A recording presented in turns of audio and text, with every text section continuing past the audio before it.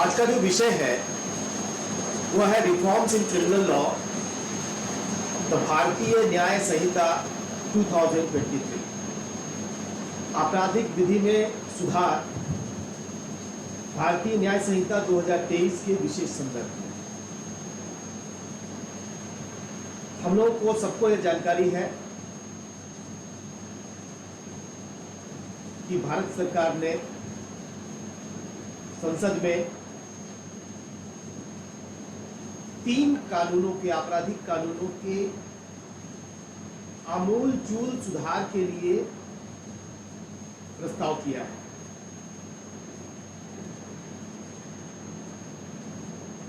अभी जिसे हम इंडियन पेनल कोड कह रहे हैं, जो सीआरपीसी है और जो इंडियन एविडेंस एक्ट है, इन तीनों में पूरा बदलाव करने का सरकार ने प्रस्ताव किया है।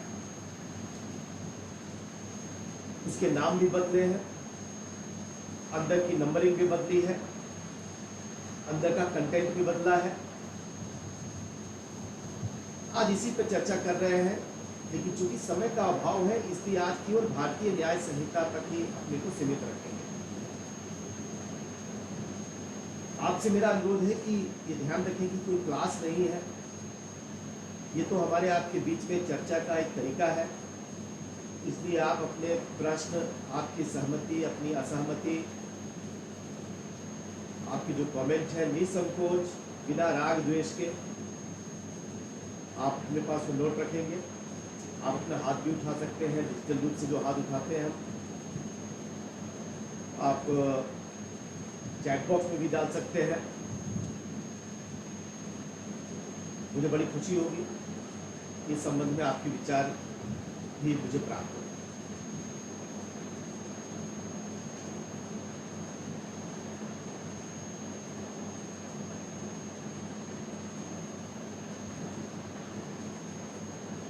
आज के जो की ड्राइवर्स हैं चर्चा के,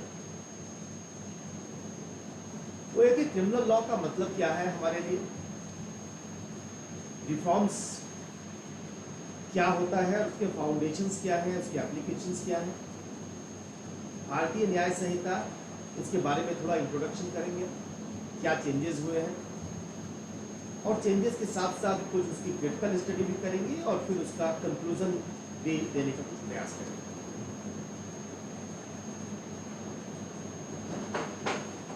पहला महत्वपूर्ण बिंदु है क्रिमिनल लॉ का क्या मतलब है। तो मेरे लिए क्रिमिनल लॉ का आज के परिप्रेक्ष्य में 6 मतलब है। P6 की थ्योरी से हम कहते हैं। क्रिमिनल लॉ के पर्पस के लिए P4 है। There are, thank you for the input. For the purpose of criminal law, there can be 3 to 4, 6 points. P6, P1 to P4 deals with criminal laws. P5 to P6, with the addition of P1 to P4, deals with reforms. Criminal law means P1 is principles which are not written, लिखे हुए नहीं है सिद्धांत। Presumption of innocence, unless proven guilty the person is innocent, unless proven guilty beyond reasonable doubt the person is innocent। Presumption of innocence का सिद्धांत है। कहाँ लिखा हुआ है? आईपीसी में नहीं है, सीआरपीसी में नहीं है, एविडेंस एक्ट में नहीं है। Principle, burden of proof, upon whom the burden would be there to prove. Prosecution has to establish beyond reasonable doubt the initial burden. Then the role of accused starts. His role is only to pronounce probability. कहाँ लिखा है? Evidence act में तो नहीं लिखा है। Prove disprove लिखा हुआ है। तो principles of criminal law are not mentioned, not written, but they are the essential part of criminal laws.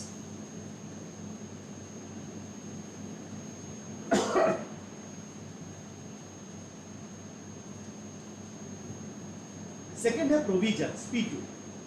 P2 का मतलब जो ब्लैक एंड व्हाइट में हमारे पास सेक्शंस में है, ये प्रोविजंस है। P3 हो गया policy, policy of criminal law. Now policy और प्रिंसिपल में क्या फर्क है? प्रिंसिपल यूनिवर्सल नेचर के होते हैं सामान्य, they are generally universal in nature, they are generally permanent in nature.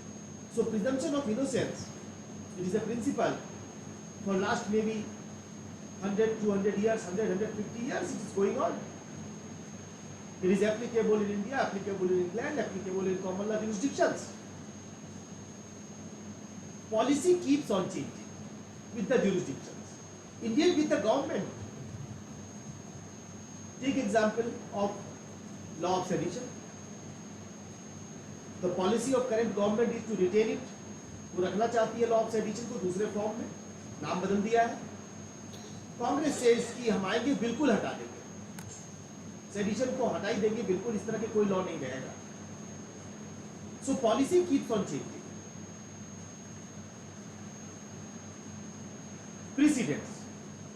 Precedents are always a part of criminal law because sometimes they interpret the law, sometimes they declare the law unconstitutional. So 303 of IPC has been declared unconstitutional. Section 124A of IPC sedition law has been interpreted. So that way, what is criminal law for us? Criminal law includes P1 to P4. It is not limited to only provisions. When we talk about another one, what is criminal law? Criminal law is not limited to IPC only. Punishment तो एक aspect है उसका। CRPC having no punishment is a criminal law. There are special criminal laws, Unlawful Activities Prevention Act, Prevention of Corruption Act, POCSO, ये सब special criminal laws हैं क्योंकि special provisions यहाँ लागू होते हैं। बेल की प्रोविजन स्पेशल है, वेंसिलिया की प्रोविजन उस तरह से लागू नहीं होते हैं। प्रिजम्पशन क्लॉज है इसमें, स्पेशल कोर्ट्स है इसमें, इसलिए स्पेशल लॉज है, ये भी क्रिमिनल लॉ का पार्ट है। Then there are criminal laws where no bail, no FIR, they are preventive in nature, therefore detention laws, preventive detention laws. National security laws, national security act 1980 is a criminal law. COFEPOSA में भी preventive detention की provisions है। State की जो laws है उसमें preventive detention की provisions है, लेकिन जरूर ध्यान रखिए UAPA प्रिवेंटिव डिटेंशन लॉ नहीं है, NIA प्रिवेंटिव डिटेंशन लॉ नहीं है। NIA मतलब नेशनल इन्वेस्टिगेशन एजेंसी एक्ट, ये तो एक एजेंसी को पावर देता है। Armed forces special power act preventive detention law नहीं है, ये केवल एम्पावर करता है। Armed forces special power act में तो कोई पनिशमेंट भी नहीं है। तो क्रिमिनल लॉ का जुरिस्डिक्शन बहुत बड़ा है। पर आज हम लोग भारतीय न्याय संहिता जो प्रपोज है उस पर डिस्कशन विशेष रूप से करेंगे। अब आते हैं रिफॉर्म। रिफॉर्म क्यों होना चाहिए, ये कोई विवाद का प्रश्न नहीं है। It is not a matter of dispute. We all know reform must be there.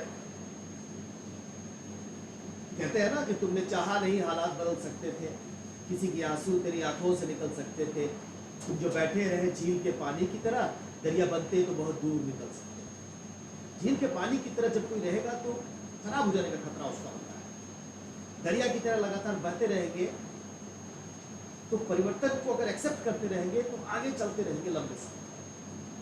Thomas Jefferson ने भी कहा एक कंटेक्स्ट में कि मैं ये तो नहीं कहूंगा कि I will not say that the law should be changed, the system should be changed frequently, but that does not mean you will compel a person to wear the same coat which was fit to him when he was a child. जब वो बच्चा था वो जो coat पहनता था वही coat पहनने के लिए जो कहेंगे जो बड़ा हो जाएगा, नो। तो रिफॉर्म्स तो होते ही रहना चाहिए। जब रिफॉर्म की बात करते हैं तो दो और पॉइंट इस पर जोड़ जाता है। P1 से P4 तो है ही, प्रिंसिपल्स, प्रोविजंस, पॉलिसी, प्रेसिडेंट्स सबको तो कंसीडर करना ही है, and we have to consider it. P5 है प्रैक्टिसेस। लॉ एक तरफ है पर देयर आर प्रैक्टिसेस। प्रैक्टिसेस क्या डेवलप हो गई है? Are the practices good or bad? Are the practices lawful or unlawful? Are the practices ethical or unethical? So, can we address the practices through reforms? Then, P6, professional opinion, which is very much important for reform. Indeed, a base for reform. Law Commission of India, Parliamentary Committee की report, criminal law के जो experts हैं वो क्या कहते हैं, they are the professional opinion. So now for the purpose of reforms under criminal law, we have P6, theory of P6. Principles of criminal law we will consider, provisions we have to consider, policy we have to consider, precedents we have to look into, practices क्या है वो, and the professional opinion.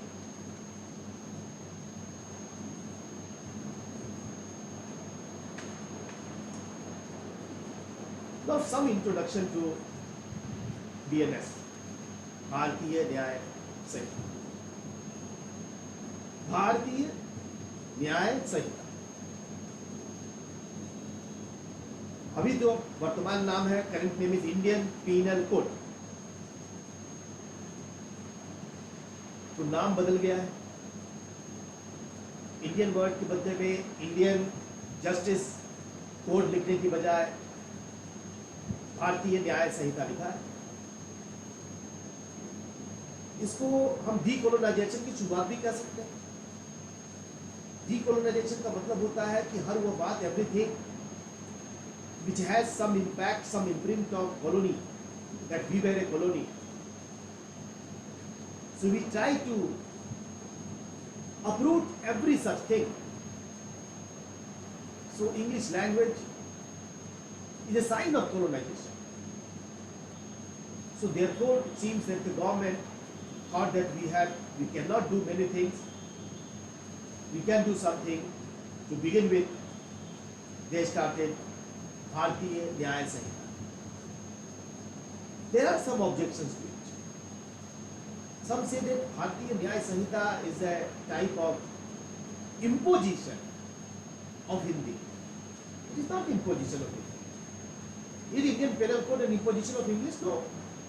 It is language. भारतीय न्याय संहिता, there is nothing in Hindi. They are Sanskrit.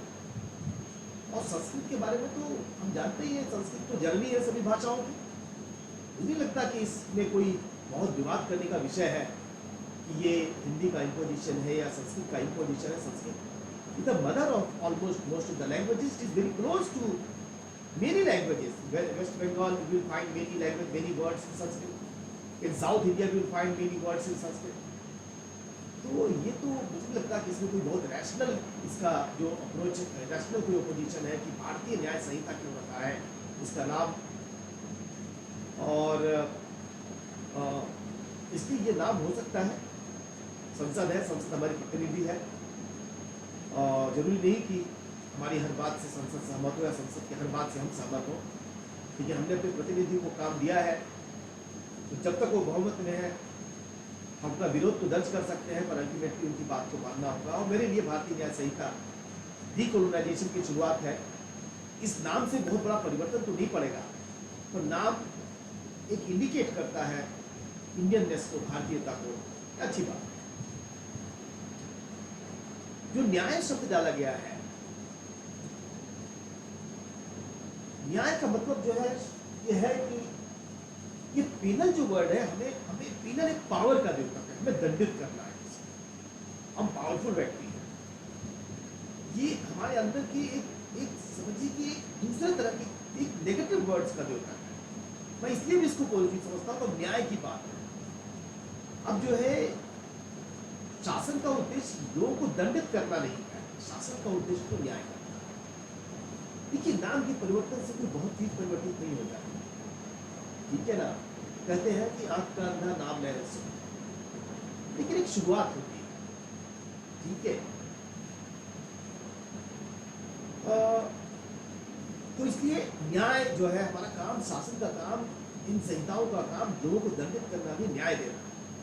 और इसीलिए आपको ध्यान होगा कि हम जेल की बजाय रिफॉर्म सेंटर करते हैं. तो इसलिए मुझे लगता है कि ये नाम में एक अच्छी शुरुआत है और इसका स्वागत होना चाहिए। भारतीय न्याय संहिता में 19 अध्याय हैं, 19 चैप्टर्स इन भारतीय न्याय संहिता। इंडियन पेनल कोड में 22 चैप्टर है, 1 से लेकर 511 तक धाराएं हैं, ये सब हम जानते हैं।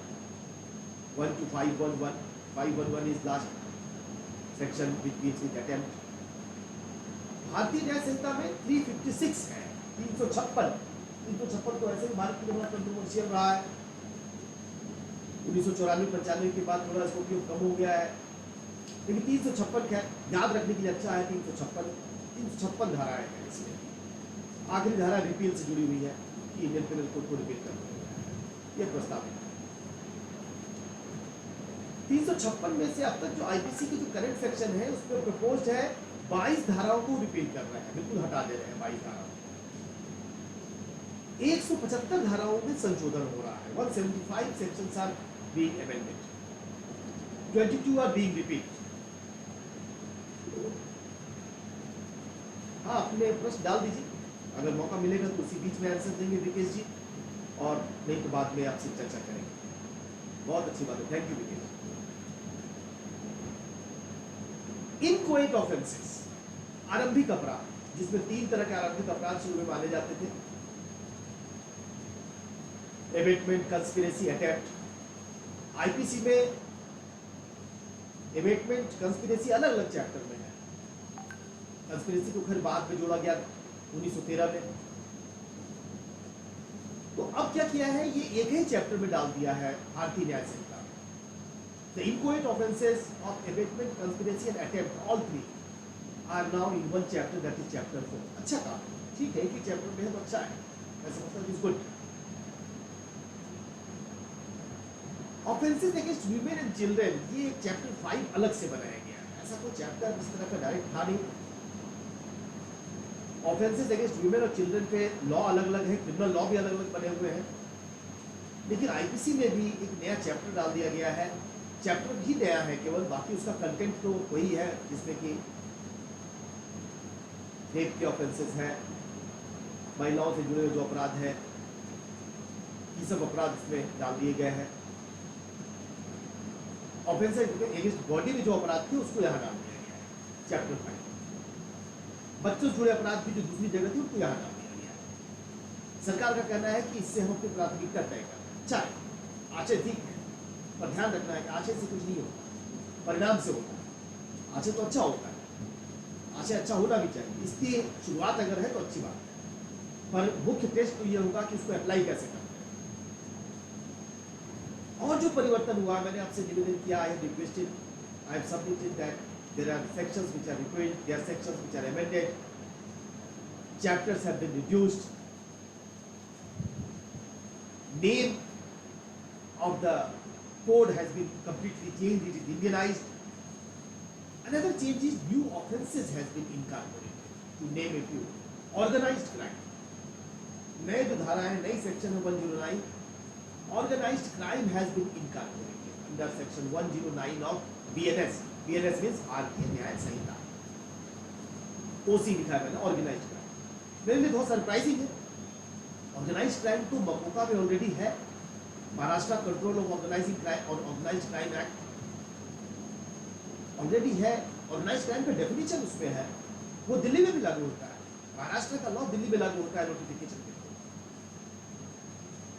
उसके बाद गुजकोका है, कई जगह जो है ऑर्गेनाइज्ड क्राइम के अलग से लॉ है, लेकिन इसमें एक ऑर्गेनाइज्ड क्राइम करके अलग से डिटेल्ड प्रोविजन है, छोटा नहीं है, अच्छा प्रोविजन है, काफी चीजें डाल दी है। क्यों ऐसा किया है उसकी चर्चा ट्राई करेंगे करने का, आप भी कुछ इनपुट दे सकते हैं। सेक्शन 111 में टेररिस्ट एक्ट एक अलग से प्रोविजन डाल दिया, बहुत डिटेल, बहुत बड़ा प्रोविजन है, मुझे लगता है साहब इससे बड़ा प्रोविजन और कोई नहीं।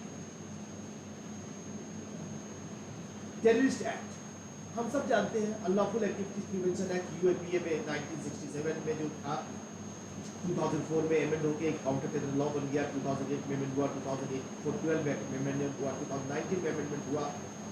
इसमें टेररिस्ट एक्ट की परिभाषा दी हुई है सेक्शन 15 में। ये परिभाषा कोटा में भी थी, ये परिभाषा टाडा में भी थी, यहां ये परिभाषा लाई गई है। क्या सोच के लाया हूं, विचार करें।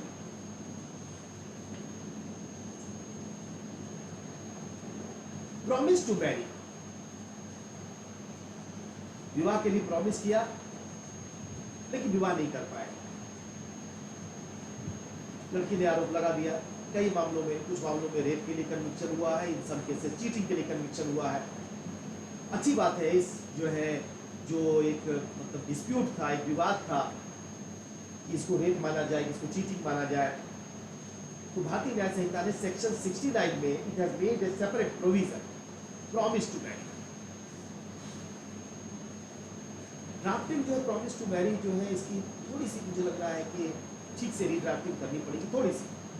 देखिए क्या होता है, आप जब एक बड़ा काम करते हैं तो उसमें कमियां और गलतियां रह जाती हैं, हमेशा रहेगी, कोई भी करेगा। हमें सब लोगों ने पीएचडी किया, बहुत लोगों ने पीएचडी किया, बहुत सारे लोग कर रहे होंगे, कोई भी काम परफेक्ट नहीं हो सकता, गलतियां उसमें रहेंगी, कमियां रहेंगी। इसलिए जो भी ड्राफ्ट आया है, ड्राफ्ट में कुछ कमियां है, ड्राफ्टिंग डिफेक्ट है, टाइपिंग एरर है। आप अगर देखेंगे जो सीआरपीसी नई अमेंडमेंट प्रस्तावित है, बीएनएसएस, भारतीय नागरिक सुरक्षा संहिता, उसमें bailable, non bailable, cognizable, non cognizable को देखकर ऐसा लग रहा है कि उसमें कुछ प्रिंटिंग डिफेक्ट है, डिट्टो करके कर दिया है, टाइप कर दिया है, उसको पेस्ट कर दिया है, तो क्यों गड़बड़ है। कल मैं अपने रिसर्च स्कॉलर सिद्धार्थ से चर्चा कर रहा था, उसने मुझे बतलाया। ये बताना जरूरी है कि इसकी तैयारी के लिए 3-4-5 लोगों से लगातार मैं संपर्क में रहा, उनसे चर्चा किया। जेएनयू, उनको इसके प्रति भी एक्नॉलेजमेंट कर देता हूँ। जेएनयू के डॉक्टर पुनीत जी पहले आईआईटी में पढ़ाते थे, अमरेंद्र अजीत जी जो दिल्ली विश्वविद्यालय में प्रोफेसर हैं, इन दोनों चर्चा किया। मेरे पीएचडी स्कॉलर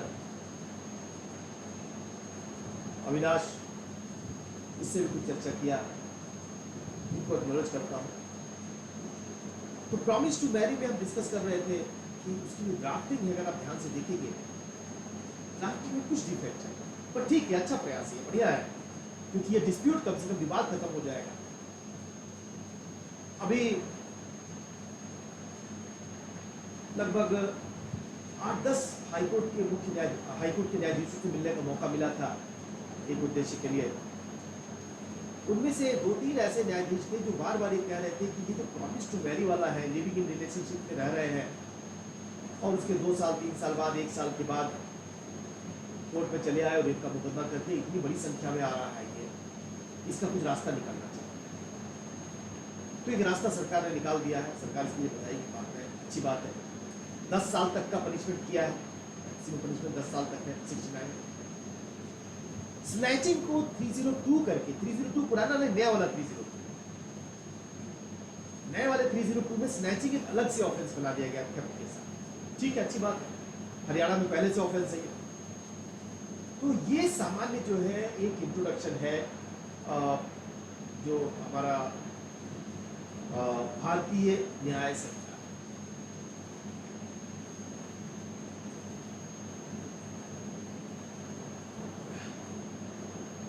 अब ये देखते हैं कि जब परिवर्तन होता है, when there are changes, किस किस तरह से परिवर्तन करते हैं। The changes are on form, changes are on content। Form के जो चेंजेस हैं उसमें अरेंजमेंट कर दिया है, रीनंबरिंग की गई है, ये भी एक अच्छा काम है, क्योंकि बहुत सारे सेक्शंस थे जो यूजलेस हो गए थे, कुछ डिलीट हो गए थे, कुछ नए ऐड हुए थे।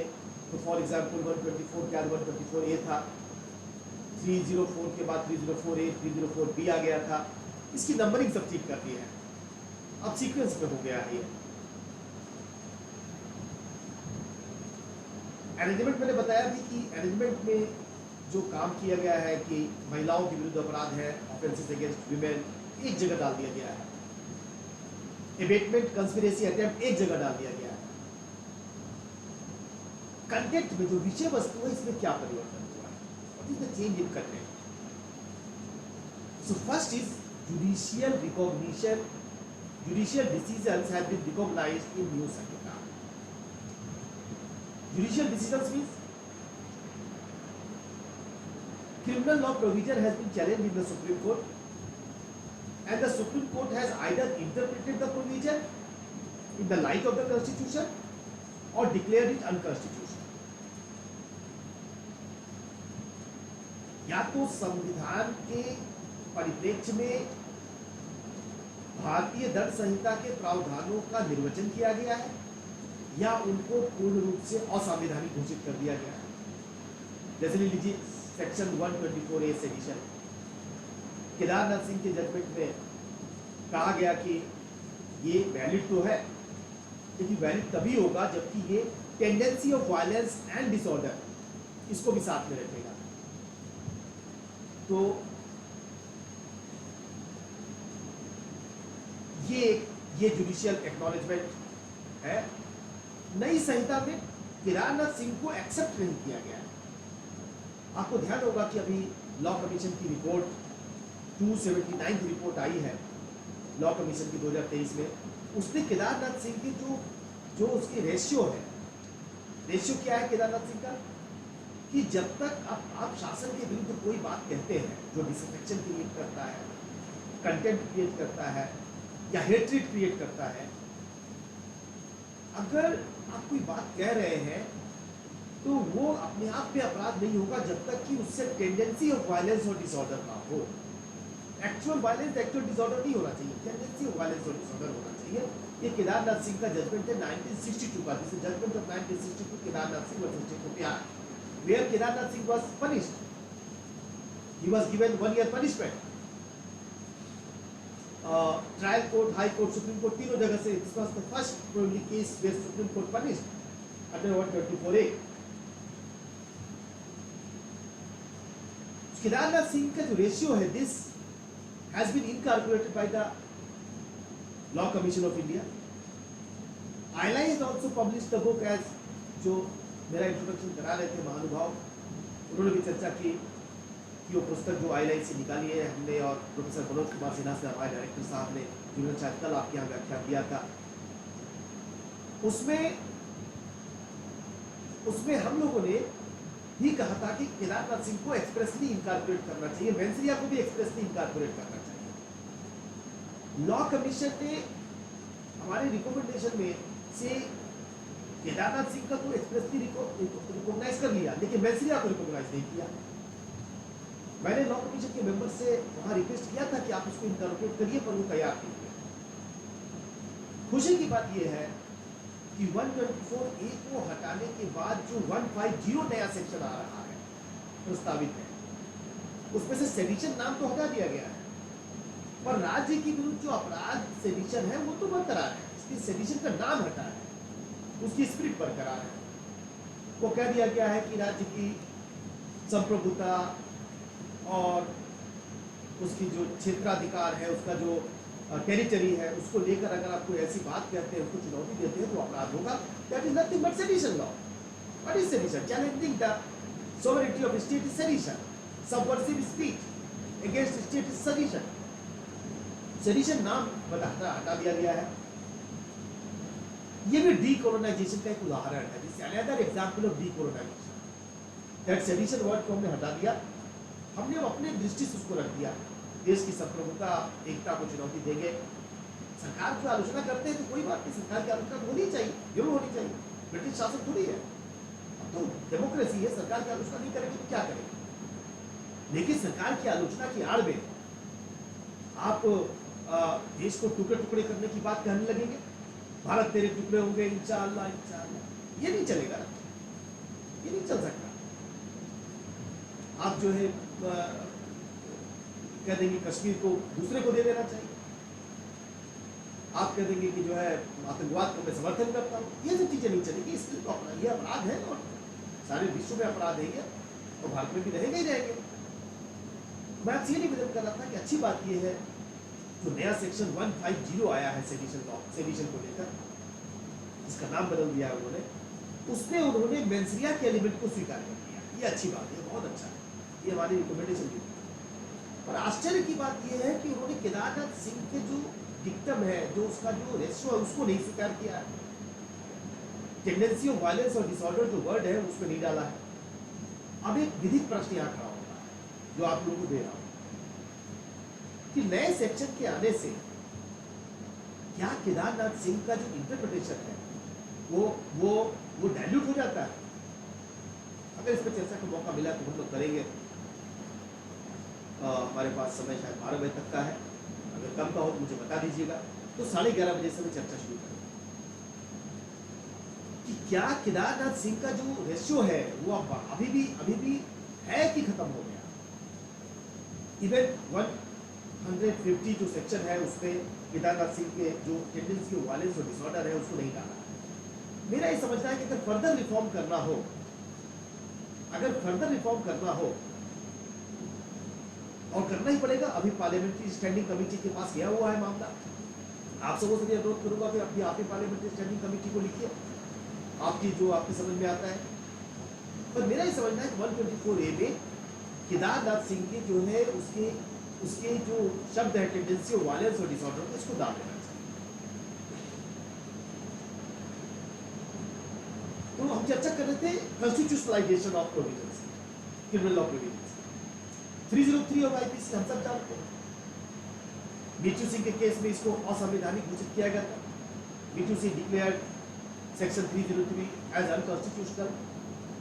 If a life convict kills someone, life convict furlough पे गया, लाइफ कन्विक्ट किसी मामले में बाहर निकला, किसी फंक्शन में जाने के लिए 2 दिन के लिए उसको मार डाला, जेल के अंदर ही मार डाला, तो पहले था कि केवल कैपिटल पनिशमेंट मिलेगा। बीटू सिंह ने कहा आर्बिट्ररी है, गलत है, अनरिजनेबल है, आर्टिकल 14 का वायलेशन है। This has been amended, now life imprisonment has been incorporated.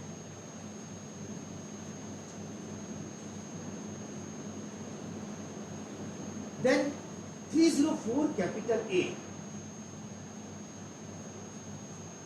Rash and Negligent Act, death because of rash and negligent act, 304A. This has been changed. अच्छी बात है। चेंज क्या किया है? चेंज यह किया है कि इसमें पनिशमेंट जो है चेंज कर दिया। पनिशमेंट 7 साल तक कर दिया, अच्छी बात हुई है। पहले 2 साल तक की पनिशमेंट था, कम पनिशमेंट था। 2-2, 3-3, 4-4 लोग मारे जाते थे। ठीक है, नेग्लिजेंट ड्राइविंग थी, क्यों नहीं? ऐसे नेग्लिजेंट ड्राइविंग ही क्यों नहीं थी? लेकिन ये क्या है कि 2 साल का पनिशमेंट होगा, तो ठीक किया है, 7 साल का पनिशमेंट है। हिमाचल प्रदेश में ये अमेंडमेंट पहले से था, यहाँ इसको ले आए हैं, 7 साल तक पनिशमेंट कर दिया है।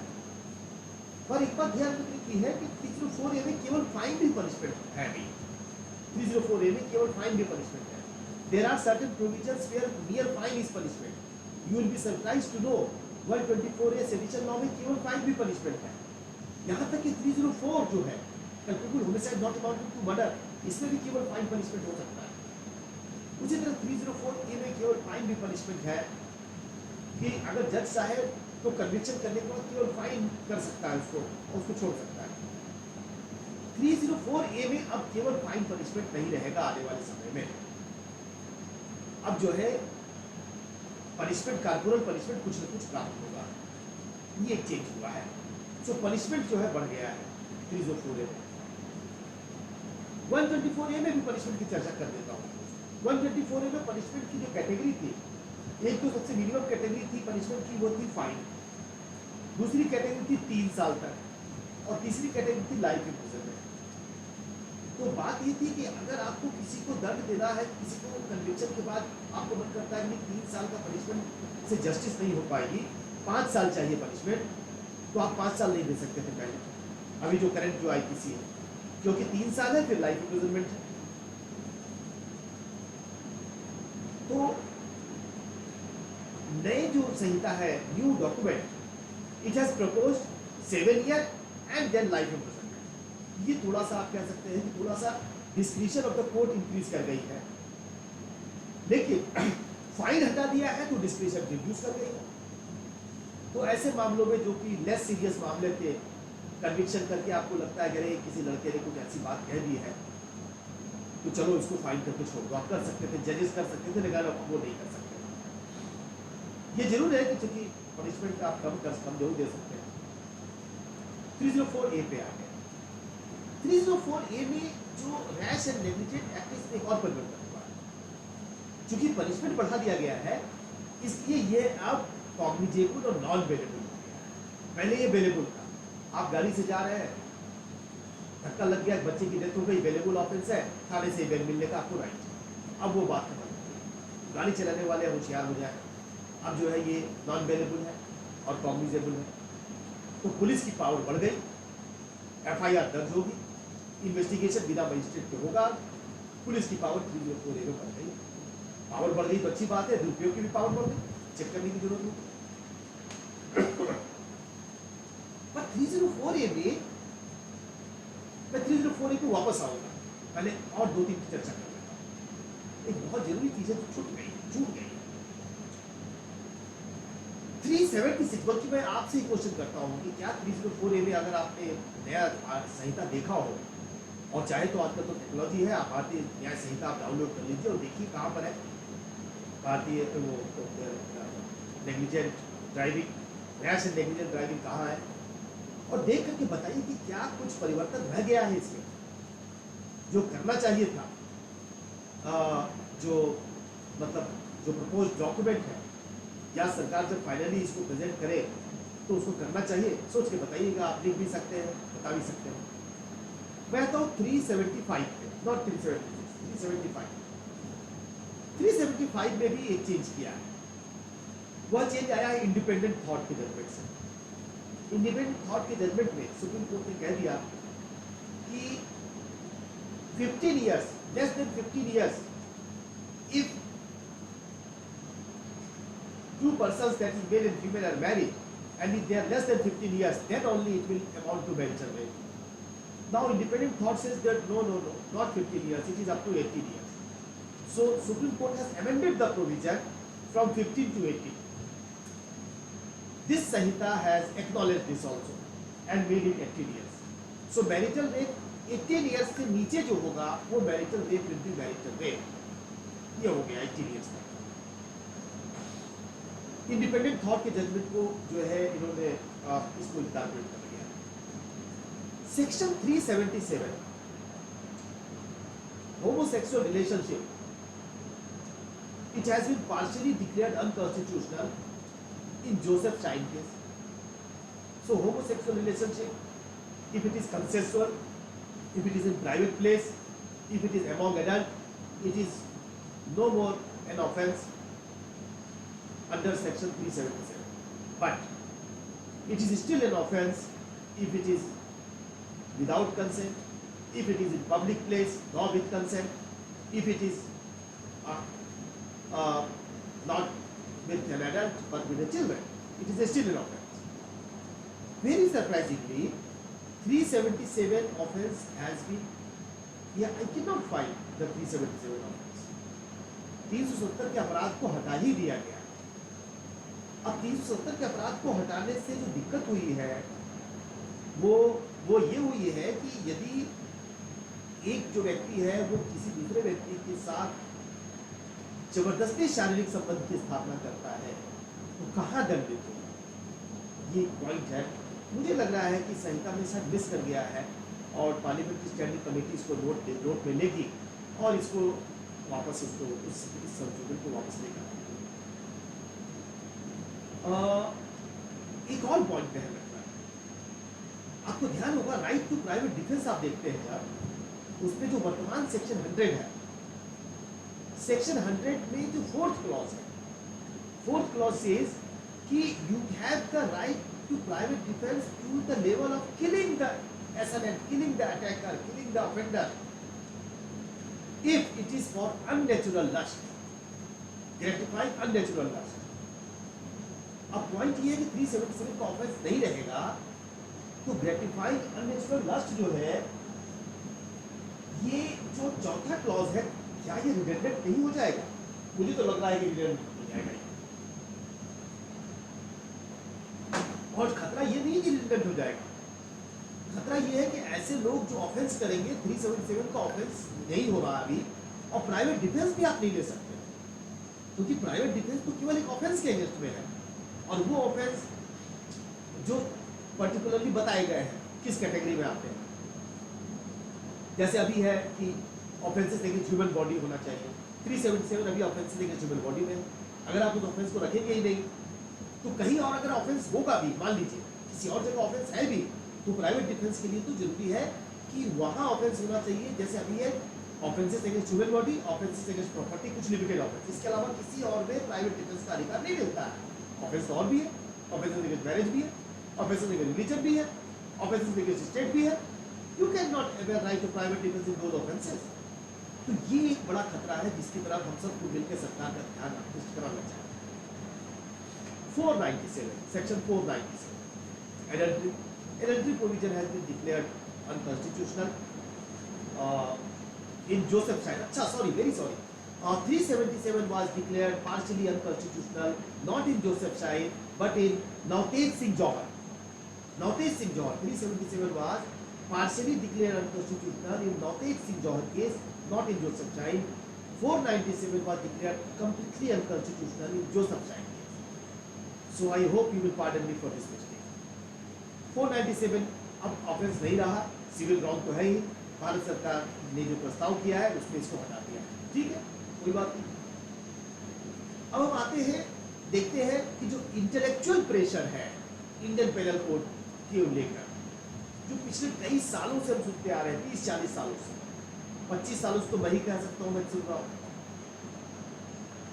94 में LLB ज्वाइन किया था बनारस हिंदू यूनिवर्सिटी में, 2024 30 साल हो गए।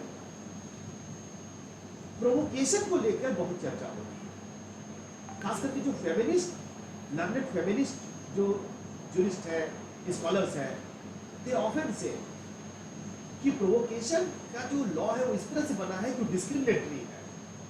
वो जो है पार्टेड वुमेन जो है उस सिंड्रोम को नहीं इंटरप्रेट करता है। पार्टेड वुमेन सिंड्रोम का मतलब ये हो गया कि कोई महिला है, वो उसको उसका पति जो है बहुत परेशान करता है, बार बार परेशान करता है, मारपीट करता है, तो वो मारपीट के लिए प्रोवोकेशन में अगर वो तुरंत वो रिएक्ट करती है तब तो प्रोवोकेशन का बचाव मिलेगा। लेकिन मान लीजिए 4-5-6 दिन बाद वो रिएक्ट करती है, देन प्रोवोकेशन का बचाव उसको नहीं मिलेगा। पार्टेड वुमेन सिंड्रोम जो है वो ये कहता है कि नहीं विमेन जो है जो रिएक्ट करती है, मेल तो हो सकता है कि तत्काल रिएक्ट करे, विमेन जो है जो रिएक्ट करती है वो बाद में भी कर सकती है, और इसलिए उसको प्रोवोकेशन में डिफेंस मिलना चाहिए। इसको लेके लंबी चर्चा हो रही है, ये यहाँ पर कंसीडर नहीं किया गया।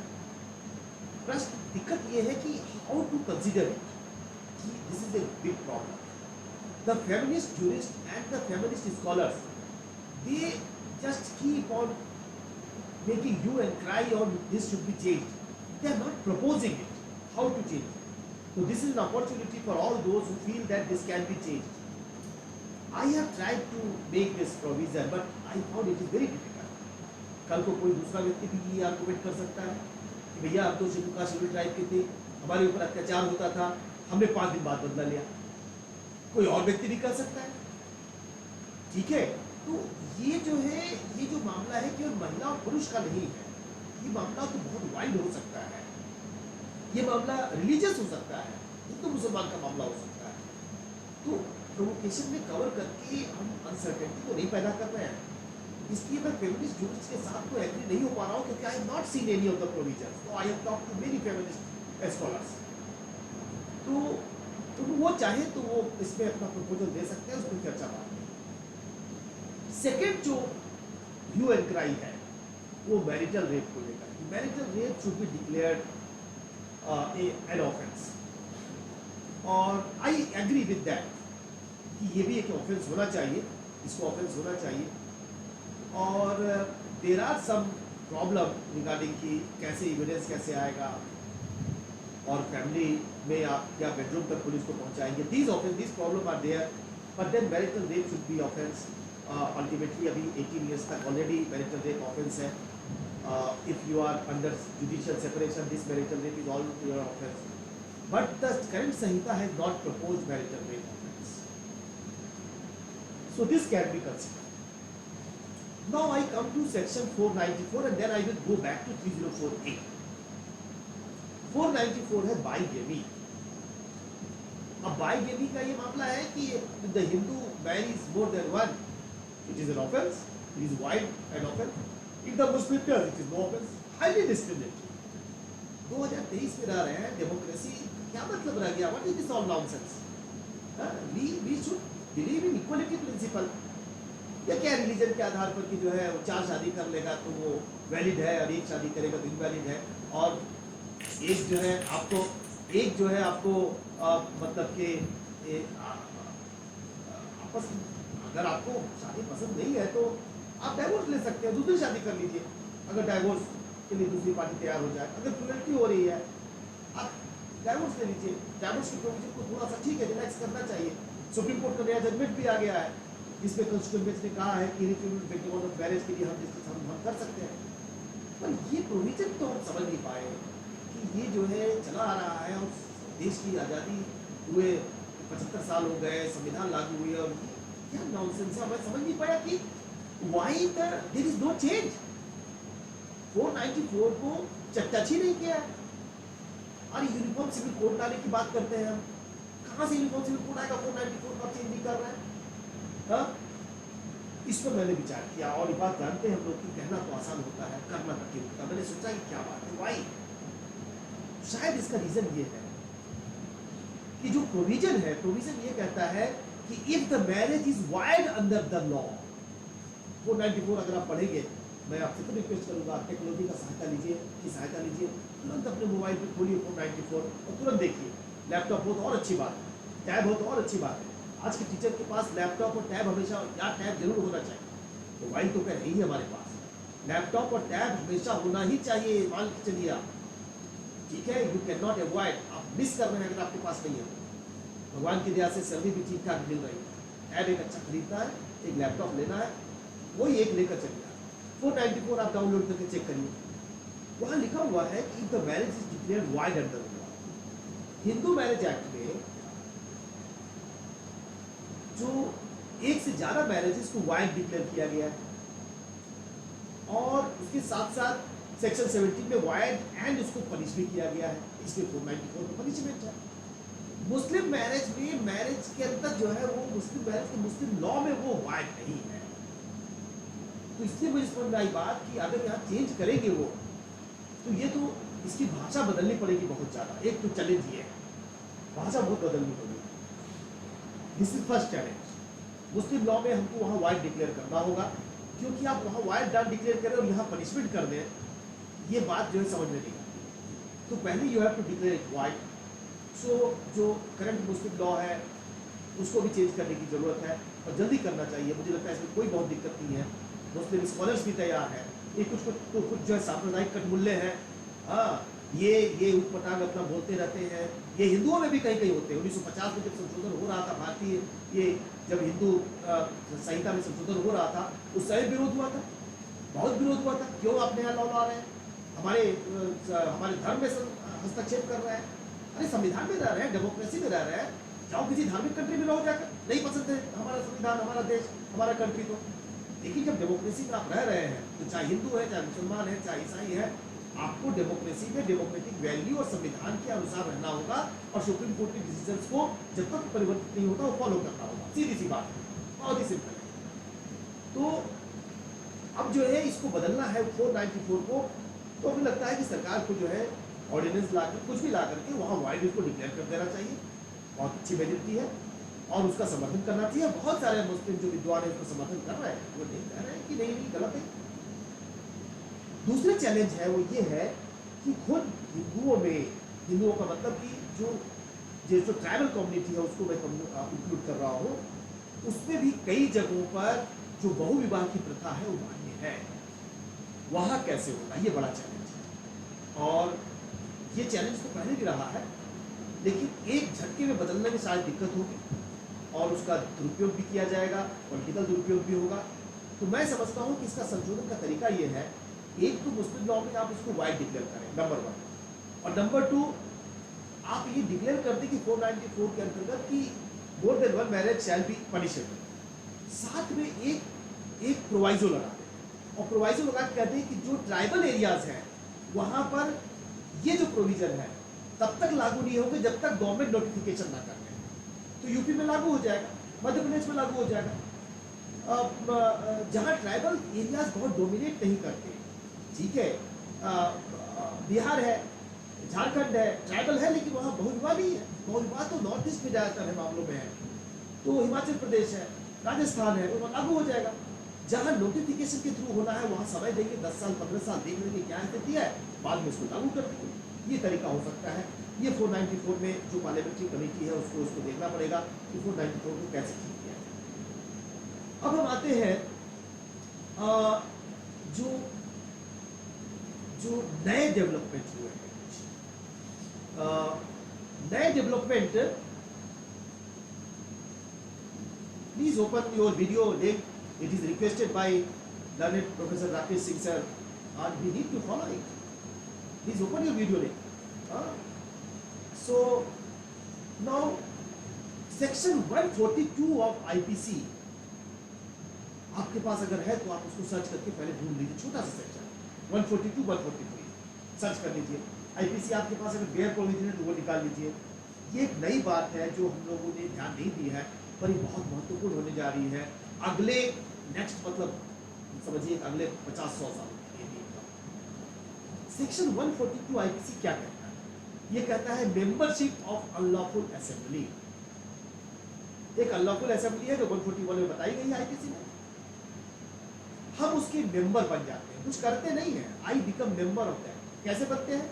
नंबर 1, आई नो, मैं जानता हूं कि ये अनलॉफुल असेंबली है, 5 लोग हैं वहां, कुछ प्लान कर रहे हैं, चलो भाई कहीं चल के कुछ मारपीट करेंगे, लूट करेंगे, अनलॉफुल असेंबली हो गई।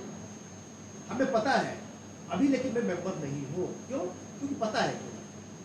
अब जाके हम उसमें जुड़ जाते हैं इंटेंशनली, हम वहां उनके साथ बैठ जाते हैं, उनकी बातें सुनने लगते हैं, हम अब उसके मेंबर हो गए अनलॉफुल असेंबली के 142 के। क्या ये पनिशेबल स्वयं में है या कुछ करना पड़ेगा? अनलॉफुल असेंबली के मेंबर हो गए हम उनकी मीटिंग में बैठे थे पर हम कुछ किए नहीं, खाली उनकी बात सुन रहे थे। उनकी मीटिंग में, उनके घर पे मीटिंग हो रही थी, गए बैठे चले आए, दूसरे दिन मीटिंग गए चले आए। ये पकड़े गए पांचों, हम भी पकड़े गए। हमने कहा भैया हम तो जो है मीटिंग में गए थे लेकिन हमने कुछ किया नहीं था। इज इट पनिशेबल होगा? Section 143 says mere membership is mere word नहीं यूज हुआ है, membership of unlawful assembly is punishable. Section आप देखिए खोल करके, सबसे रिक्वेस्ट करता हूँ बेयर एक्ट खोल लीजिए आप, 142 143 कंप्यूटर में देखिए, मोबाइल में चेक कर लीजिए, और मैं गलत हूं तो मुझे ही बताइए। अब दिक्कत क्या हुई है ये समझिए आप, इसमें नया क्या है? दिस नथिंग न्यू, नया अब आने वाला है। 2011 में सुप्रीम कोर्ट ने 3 जजमेंट दिए, अरूप भुइया, इंदिरा दास और एक और निर्णय है रनीत, अरूप भुइया, इंदिरा दास और रनीत, 3 जजमेंट अलग अलग दिए। इस जजमेंट में कह दिया कि यदि कोई व्यक्ति किसी टेररिस्ट ऑर्गेनाइजेशन का मेंबर बन जाता है, if a person becomes member of a terrorist organisation, even if intentionally becomes member, mere membership shall not be punishable unless he does something। कोई ना कोई काम भी करना पड़ेगा उसको, या प्रोसिक्यूशन को बताना होगा कि वो जो है उनको हेल्प करने का इंटेंशन था। अब ये 2 पॉइंट हो जाए, हम इंटेंशनली मेंबर बन गए और हम हेल्प करने के लिए मेंबर बन गए, ये 2 डिफरेंट बातें हैं। एक व्हाट्सएप ग्रुप है, व्हाट्सएप ग्रुप जो बनाया गया है, उस व्हाट्सएप ग्रुप में 10 लोगों के बीच बनाया गया है, व्हाट्सएप ग्रुप बनाया गया है, खालिस्तान जो है उसको हम इंडिपेंडेंट कंट्री बनाएंगे। मैं मेंबर बन गया उसका इंटेंशनली, मैं जान रहा हूं कि वो ग्रुप चाहे खालिस्तान बना है, देश को तोड़ने के लिए बना है। क्या मैं आर्गू कर सकता हूं? अरे भैया मैं तो मेंबर था केवल, मैंने कुछ किया नहीं, मैं तो उनकी एक्टिविटी देख रहा था, मेरा तो फ्री स्पीच है। सुप्रीम कोर्ट ने यूएसए के ज्यूरिस्प्रूडेंस को वहां से खींच करके ले आए यहाँ हिंदुस्तान में, बोले मियर मेंबरशिप इज नॉट पनिशेबल। क्या जजमेंट देते हो भाई? आतंकवादी का संगठन है वो, तुम जानते हो आतंकवादियों का ग्रुप है वो, किस बात के लिए मेंबर बन रहे हो? आपसे आपसे मोरल सपोर्ट नहीं मिल रहा है। सेक्शन 34 में जो हम पनिश करते हैं, मोरल सपोर्ट को भी पनिश कर देते हैं। कुछ काम भी होना चाहिए, डन होना चाहिए। कंस्पिरेसी में पनिश करते हैं, कोई काम नहीं होता। और मियर मेंबरशिप जो है पनिशेबल होने की कोई जरूरत नहीं है कि कोई काम होना जरूरी है। तो टेररिस्ट एक्टिविटी जो करते हैं उसमें अगर आप मेंबर बन जाते हैं तो मियर मेंबरशिप इज पनिशेबल और नॉट, इसको लेकर बड़ा डिस्प्यूट हुआ। खुशी की बात यह है कि 2023 में ही सुप्रीम कोर्ट की एक कॉन्स्टिट्यूशन बेंच ने डिसाइड किया कि नहीं, हम इसमें नहीं जाएंगे। मियर मेंबरशिप है, क्या किया है क्या नहीं किया इस पे हम नहीं जाएंगे। हम केवल ये देखेंगे कि वो मेंबर था कि नहीं, और जब वो मेंबर था तो उसको जानकारी थी कि नहीं कि this group is an unlawful group, this group is a terrorist group. अगर इतना है then in that case his activity will be punishable. ये जब अरूप भुइया का जजमेंट आया था 2011 में, then in 2019-20 I wrote an article that this judgment is completely wrong and this judgment will have to be reconsidered and will be unsettled. यह article Cambridge university press में publish हुआ। उसी की बात है कि उसी लाइन लेंथ पे सर्वोच्च न्यायालय ने 2023 में निर्णय दिया है कि मियर membership is punishable. Now, what is the context of this in today's discussion? क्या पर्पस है इसका? पर्पस ये है दोस्तों कि सेक्शन 142 जो आईपीसी है इसमें एक एक्सप्लेनेशन जोड़ना चाहिए और लिख देना चाहिए कि कॉन्सस में मियर conscious membership shall be punishable. बस इतना ही, सारा डिस्प्यूट आने वाले दिनों में खत्म हो जाए, क्योंकि डिस्प्यूट खत्म नहीं होने वाला है, ये डिस्प्यूट और आएगा। अभी बहुत सारे गैंगस्टर एक्ट है उसमें मेंबरशिप पनिशेबल है, लुचकोका है, मकोका है, मेंबरशिप पनिशेबल है। हर जगह ये इंटरप्रिटेशन के लिए आता रहेगा। कल को कोई 5 की बजाय 7 जजेस बेंच आ जाएगी, वो ज्यादा लिबरल हो जाएगी, वो बोलेगी नहीं यूएसए में पनिशेबल नहीं है, भारत में भी नहीं पनिशेबल होना चाहिए। तो इस डिस्प्यूट को खत्म करने की जरूरत है और इसलिए 142 में कर देना चाहिए एक एक्सप्लेनेशन डाल के mere membership, mere conscious membership, not mere membership कि अनकॉन्शियसली मेंबरशिप हो गए हैं तो कैसे आप पनिशेबल करेंगे। Mere conscious membership shall be punishable, punishment कम कर सकते हैं। ये एक प्रपोजल मेरा है कि ये जरूर इसमें आ जाना चाहिए, ये हो जाना चाहिए। मियर मेंबरशिप शुड बी पनिशेबल। इससे बहुत सारे डिस्प्यूट खत्म हो जाएंगे। ये जरूरी क्यों है ये भी चर्चा कर रहा हूँ। ये इंटरनेट एज चल रहा है, आप कैसे मेंबर बन जाते हैं? फेसबुक में एक व्यक्ति ने इन्वाइट दिया, आप बन गए, 2 भाई मेंबर बन गए। आपको कई बार पता भी नहीं है वो आदमी किस तरह का आदमी है, इनवाइट भेजा आप बन गए। व्हाट्सएप ग्रुप में आपको बताए बिना कई लोग आपको दोस्त लोग डाल देते हैं ग्रुप में, ठीक है। इंस्टाग्राम है, तो इस तरह के जो सोशल मीडिया के ग्रुप है, इस ग्रुप में मेंबरशिप आसानी से हो जाती है। अब वो बात नहीं रही कि मेंबरशिप के लिए कोई चंदा कटाना होता था, रसीद देनी होती थी, कहीं जाना पड़ेगा, कहीं नहीं जाना है। अमेरिका में कोई व्यक्ति ने संगठन बनाया, आपको मेंबर बना दिया, तो ये बड़ा आसान हो गया। कनाडा में वो जो है खालिस्तान समर्थक जो है आतंकवाद फैला रहे हैं, भारत में जो है जो बच्चे हैं, भारत में जो यंग जनरेशन है उसको गुमराह कर रहे हैं, ग्रुप बना के उनके फेसबुक पोस्ट देखिए क्या कर रहे हैं। तो इसलिए ये चीजें आने वाले अगले 100 सालों में, 150 सालों में, चूंकि इंटरनेट का और भी ये बढ़ने वाला है। और दूसरी बात ये है कि बच्चों के पास, आप ध्यान करिए, आपके घर में छोटे बच्चे हैं, क्लास 7 में पढ़ रहा है, 6 में पढ़ रहा है, 5 में पढ़ रहा है, व्हाट्सएप ग्रुप है कि नहीं उसका, मेंबर है कि नहीं उसका। इसलिए बहुत जरूरी है कि इसको ये बना दिया जाए कि अगर कॉन्शियसली मेंबरशिप हो रही है, इसको पनिशेबल बनाने की जरूरत है। ऑफ कोर्स बच्चों के मामलों में लागू नहीं होगी। अब मैं अगले पॉइंट पे आऊंगा, मैं खत्म करना चाहता हूं क्योंकि अब मैं चाहता हूं कुछ चर्चा भी इस पर होनी चाहिए। जल्दी में बात करूंगा, ये हो गया है। हाँ, principles of criminal law P1 हम बता रहे हैं आपसे। क्या जो प्रिंसिपल्स ऑफ क्रिमिनल लॉ है, इसको नई संहिता में एक चैप्टर बना के प्रिंसिपल डाल दिया जाए कि नहीं डाला जाए? प्रिंसिपल्स अभी लिखे हुए नहीं है, ठीक है। कई प्रिंसिपल हैं क्रिमिनल लॉ के, इंटरप्रिटेशन के प्रिंसिपल अलग है, और कुछ प्रिंसिपल जो है article article 20 of the constitution में कुछ प्रिंसिपल्स हमारे यहाँ है, 121 2 3 में है प्रिंसिपल्स। तो क्या जो प्रिंसिपल्स ऑफ क्रिमिनल लॉ है उनको भी डाल दिया जाए? मेरा तो समझना है कि प्रिंसिपल्स ऑफ क्रिमिनल लॉ को भी डाल देना चाहिए, चैप्टर अलग से बना करके, ताकि विवाद की गुंजाइश खत्म हो जाए। ठीक है, मैं इसके लिए दो अथॉरिटी आपके सामने कोट कर रहा हूँ कि क्या किसी ड्राफ्ट में, किसी लॉ में प्रिंसिपल्स ऑफ क्रिमिनल लॉ को डाला गया है। पहला एग्जाम्पल है Rome statute of international criminal code 2002। इन्होंने अपने पार्ट 3 में आर्टिकल 22 to 35 उसका नाम ही रख दिया है चैप्टर का, general principles of criminal law. सारे प्रिंसिपल डाल दिए। देखिए मैं आपको एक आर्टिकल 22 दिखा रहा हूं और एक और आर्टिकल आपको दिखाने का प्रयास करता हूं। सॉरी, आर्टिकल 22, हाँ और भी आर्टिकल्स है। और आर्टिकल आप आइए आर्टिकल 30 पे आइए, देखिए जरा 30 क्या कहता है। इसको तो जरूर पढ़ना चाहिए क्रिमिनल लॉ के हर स्टूडेंट को। आर्टिकल 30 मेंटल एलिमेंट, इसमें उन्होंने इंटेंशन वर्ड को डिफाइन कर दिया है, इंटेंट वर्ड को डिफाइन कर दिया है, नॉलेज वर्ड को डिफाइन कर दिया है। तो ये जो नई संहिता आई है हमारी भारतीय न्याय संहिता, इसमें डेफिनेशन क्लॉज में इंटेंट और नॉलेज वर्ड को डिफाइन कर देना चाहिए हम लोगों को भी, चाहे तो यही लेके डाल देना, ये भी बहुत अच्छा डेफिनेशन है। और एक आर्टिकल जो हम लोगों ने पब्लिश किया है हमारा Indian society of international law से आया, उसमें ये बात हमने प्रपोज की है उसमें कि ये डेफिनेशन अच्छा डेफिनेशन है, इसको हम आईपीसी के डेफिनेशन क्लॉज में डाल दें। इंटेंट का क्या मतलब है, नॉलेज का क्या मतलब है, आप लोग सब भी विचार करके इसको देखिए कि ऐसा हो सकता है कि नहीं हो सकता है। मेरा समझना है कि डाल देंगे अगर, तो हमें इंटेंशन और नॉलेज के मतलब के लिए इधर उधर भागना नहीं पड़ेगा। ये ऑलरेडी एक जगह हुआ है। मैं आपको भारत से भी एग्जाम्पल देना चाहता हूँ। जेजे एक्ट देखिए आप 2015 का, उसका चैप्टर 2 जनरल प्रिंसिपल्स डाल दिया गया है।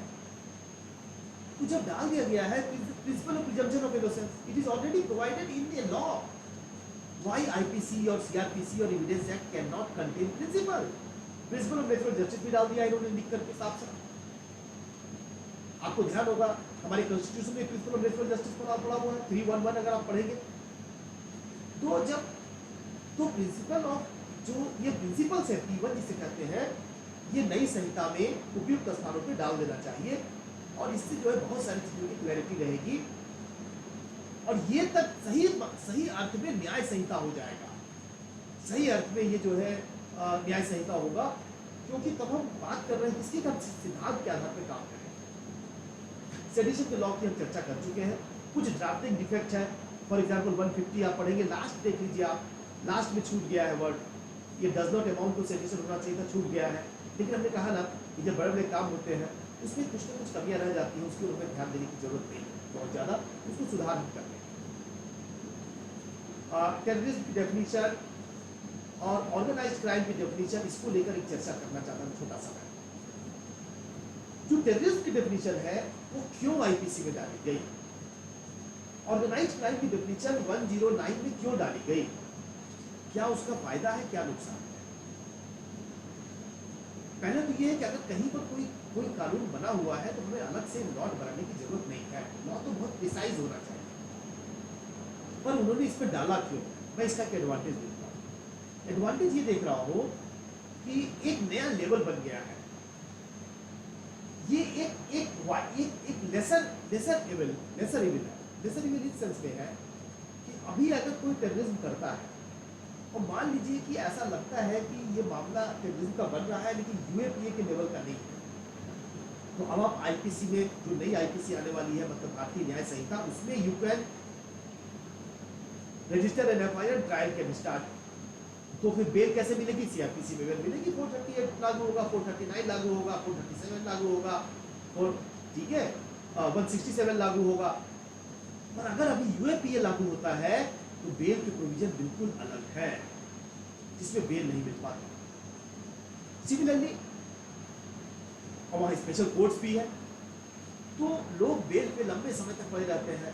आपको ध्यान होगा कि यूएपीए में कर्नल पुरोहित, उनको पकड़ लिया गया था, 9 साल तक उनको बेल नहीं मिली। 9 साल, सोचिए आप।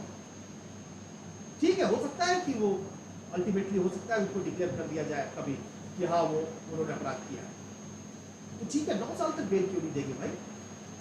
प्रज्ञा सिंह ठाकुर को 9 साल तक बेल नहीं दिया आपने, 3000 दिन, सॉरी एक लगभग लगभग जो है वो 30 साल तक आपने, सॉरी 9 साल तक बेल नहीं दी, लगभग 3000 दिन बेल नहीं दी। अभी आप देख रहे होंगे कि अखबारों में आ रहा है उमर खालिद को बेल नहीं मिल रही है, उसको लेकर बहुत हल्ला गुल्ला मच रहा है, उसको तो गए 3 साल हुए अभी। हाँ, तो वहां भी मैं ये नहीं कह रहा हूँ उसको बेल नहीं मिलनी चाहिए, उसको ही मिलनी चाहिए। तो टेररिज्म के मामलों में यही बात है, ऑर्गेनाइज्ड क्राइम में वहां भी बेल बहुत डिफिकल्ट हो जाता है। तो ये एक वेलकम स्टेप समझना चाहिए कि इसके कारण शायद जो है बेल के जो प्रोविजंस है उसको हम सीआरपीसी के थ्रू अप्लाई कर सकेंगे, और इसलिए जो लोग जो लेस सीरियस मामलों में भी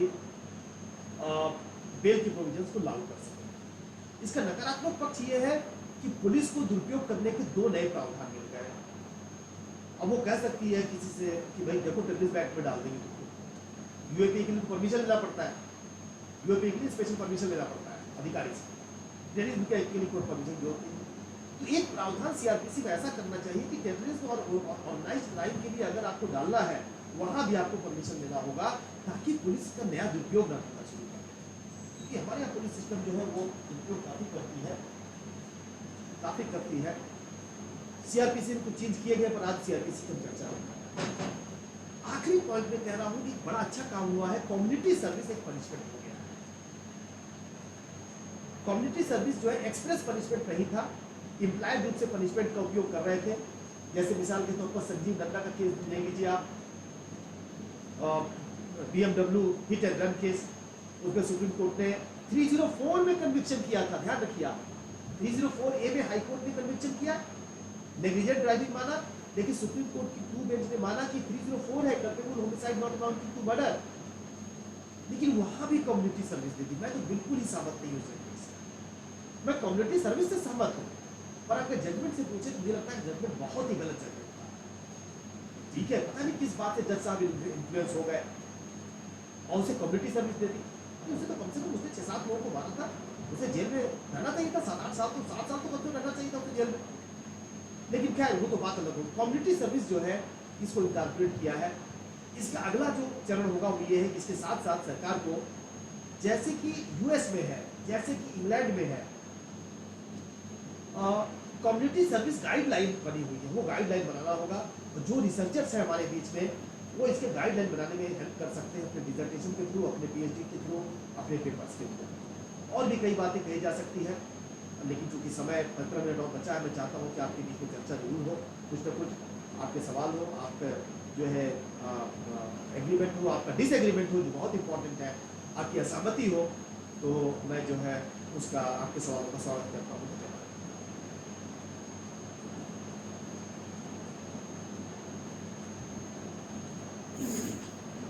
hello, good morning sir. Sir, am I audible? Yes yes, very much audible. अच्छा सर, मेरा क्वेश्चन कि जो आईपीसी है और ये नया भारतीय न्याय संहिता जो आई है, तो जो जूरिस्प्रूडेंशियल एक्सपेक्ट है, जैसे आईपीसी का जो है एक डेवलप जूरिस्प्रूडेंशियल एक्सपेक्ट है, जिसमें कि सारे सेक्शन के जो है high court and supreme court वो डिफरेंट तरीके का इंटरप्रिटेशन दे रखते हैं, और उसमें जब भी कोई बात होगी या होती है तो डिफरेंट पक्ष जो है अपना अपना आर्गूमेंट लेकर हैं। मेरा क्वेश्चन ये था कि जो भारतीय न्याय संहिता जो है, इसके लिए जूरिस्प्रूडेंशियल बेसिस क्या होगा सर? क्या जो पुराना हमारा जूरिस्प्रूडेंस है, जो आईपीसी का जूरिस्प्रूडेंस है, क्या वो वहाँ से जो है कुछ गाइडेंस ले सकती हैं या लेगी, या इसका इंटायर एक अपना नया जूरिस्प्रूडेंस डेवलप करना होगा? बहुत अच्छा सुनील जी, अच्छा सवाल है। ठीक है, तो ठीक है, देखिए मैंने जैसे अभी आरंभ में आपसे निवेदन किया सब लोगों से कि P1 जो है वो क्रिमिनल लॉ नहीं, सभी लॉ का पहला जो आरंभ है P1 से होता है, प्रिंसिपल्स। प्रिंसिपल्स जो है, बहुत सारे प्रिंसिपल्स यूनिवर्सल नेचर के होते हैं, टेम्पोररी नहीं होते, परमानेंट नेचर के होते हैं। जूरिस्प्रूडेंस जो है फंडामेंटल से प्रिंसिपल्स का ही पार्ट है। उदाहरण ले लीजिए, presumption of innocence common law jurisdiction में लागू है, कॉमन लॉ का पार्ट भी था, स्टैट्यूटरी लॉ का भी पार्ट। तो इसकी जो जूरिस्प्रूडेंशियल फाउंडेशन होगा वो तो ऑलरेडी हमारा जो एस्टेब्लिश्ड है वही जूरिस्प्रूडेंशियल फाउंडेशन होगा। और इसलिए मैंने ये निवेदन किया है कि अच्छा होगा कि एक चैप्टर बना करके 8-10 हम जूरिस्प्रूडेंशियल फाउंडेशन को इस पर डाल दें। क्योंकि ध्यान रखिए 1860 में कानून बने थे और उसके बाद हम 2023 में बदलाव कर रहे हैं। 1898 में सीआरपीसी तो पहले भी आई थी, 1898 में सीआरपीसी बनी थी, 1973 में फिर सीआरपीसी आई। इविडेंस एक्ट 1872 में आया था और 2023 में हम प्रस्तावित कर रहे हैं। अब नई संहिता का प्रस्ताव अगले 150 साल बाद होगा, 100 साल बाद होगा, जब शायद हम में से कोई नहीं होगा यहाँ पर, अगली जनरेशन रहेगी। तो जो संहिताएं बनती हैं वो कई जनरेशन के लिए बनती है। और इसलिए सिद्धांत अगर रहेंगे, सिद्धांत तो एक तरह के होते हैं, वो परिवर्तित नहीं होते, जनरेशन बदल नहीं जाते हो। प्रिजम्पशन ऑफ इनोसेंस तो लागू ही रहना चाहिए, बर्डन ऑफ प्रूफ जो है क्या होगा, लागू होना चाहिए। तो इसलिए एक चैप्टर बना करके सिद्धांत को डाल देना चाहिए। और जो सिद्धांत आईपीसी से निकल कर आए हैं वो सिद्धांत तो ऑलरेडी हमारे लिए लागू रहेंगे, क्योंकि अदरवाइज भी पूरी आईपीसी में कोई बहुत आमूलचूल परिवर्तन नहीं हुआ है। उसका ऑर्गेनाइजेशन रीऑर्गेनाइजेशन किया गया है, प्रोविजंस का कुछ प्रोविजंस डाले गए हैं।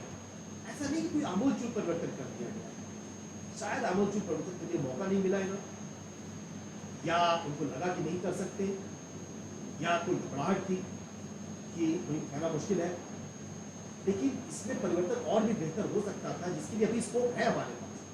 और ये हमारी सबकी जिम्मेदारी है कि हम ये चर्चा करें, जैसा आपने कहा है शैलेंद्र जी, कि जूरिस्प्रूडेंशियल फाउंडेशन को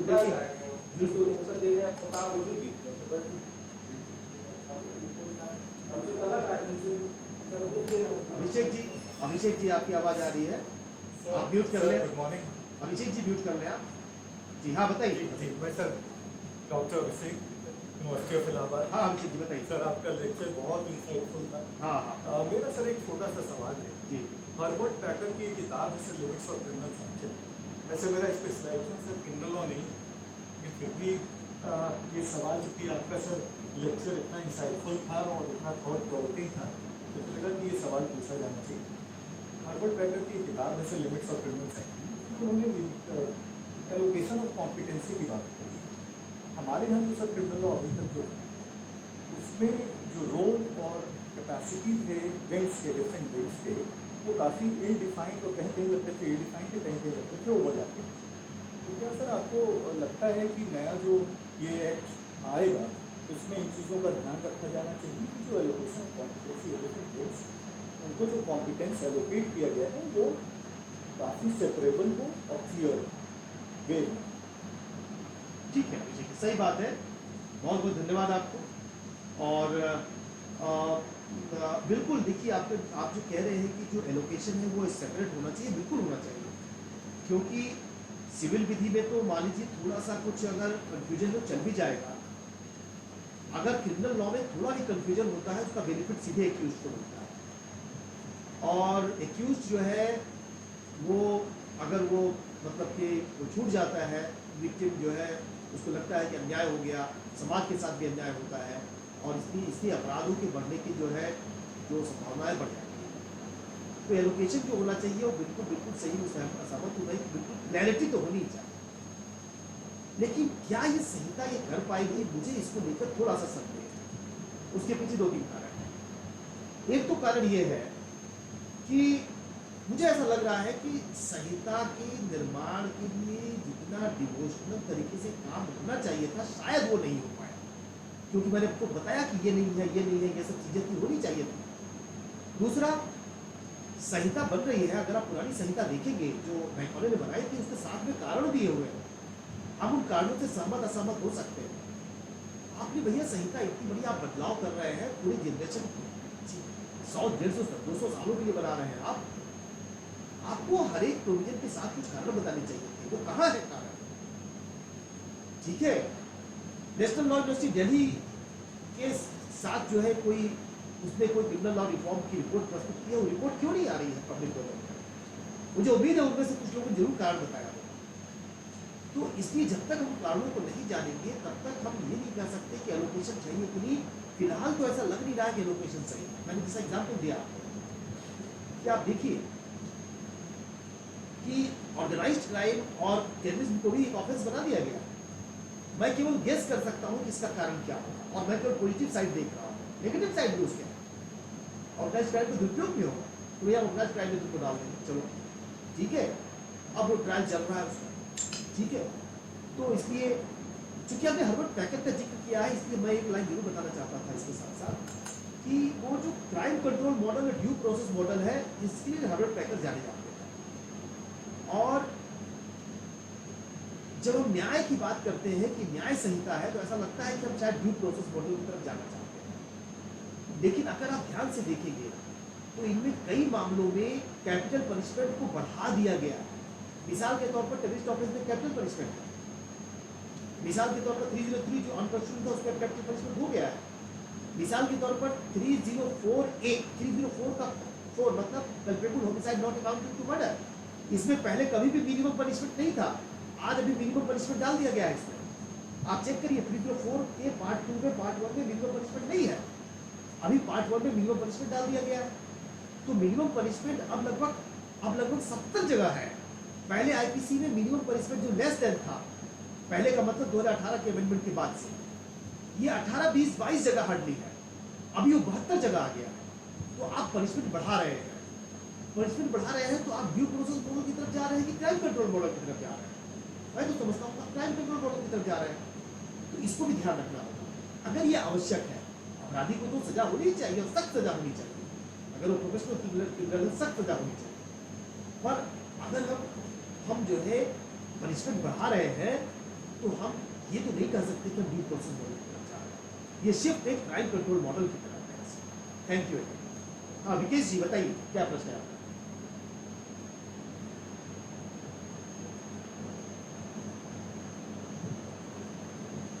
Bhanu Pratap ji. Good morning sir. हाँ हाँ बिल्कुल आवाज आ रही है मेरी? हाँ हेलो हाँ विकेश, कोई एक बोले, भानु प्रताप जी बोले और विकेश जी बताइए। विकेश क्या बोलते? मैं विकेश जी। हाँ सर नमस्कार सर, बहुत ही इंसाइटफुल लेक्चर था सर। बट लेक्चर से दूसरी बातों में जो आपने कही सर, थोड़ा सा जैसे आपने सर कहा कि ये इनिशिएशन ऑफ कॉलोनाइजेशन आदि colonising the Indian legal system, particularly the Indian criminal legal system और क्रिमिनल जस्टिस एडमिनिस्ट्रेशन सिस्टम। तो it is show sir really that क्योंकि सर 1837 का चार्टर एक्ट बनता है, उसके बाद मैकाले की अंदर एक कमेटी बनाई जाती है और तकरीबन 25 साल आप मान लेते हैं से जुड़े, तो 1860 में एक ड्राफ्ट आता है।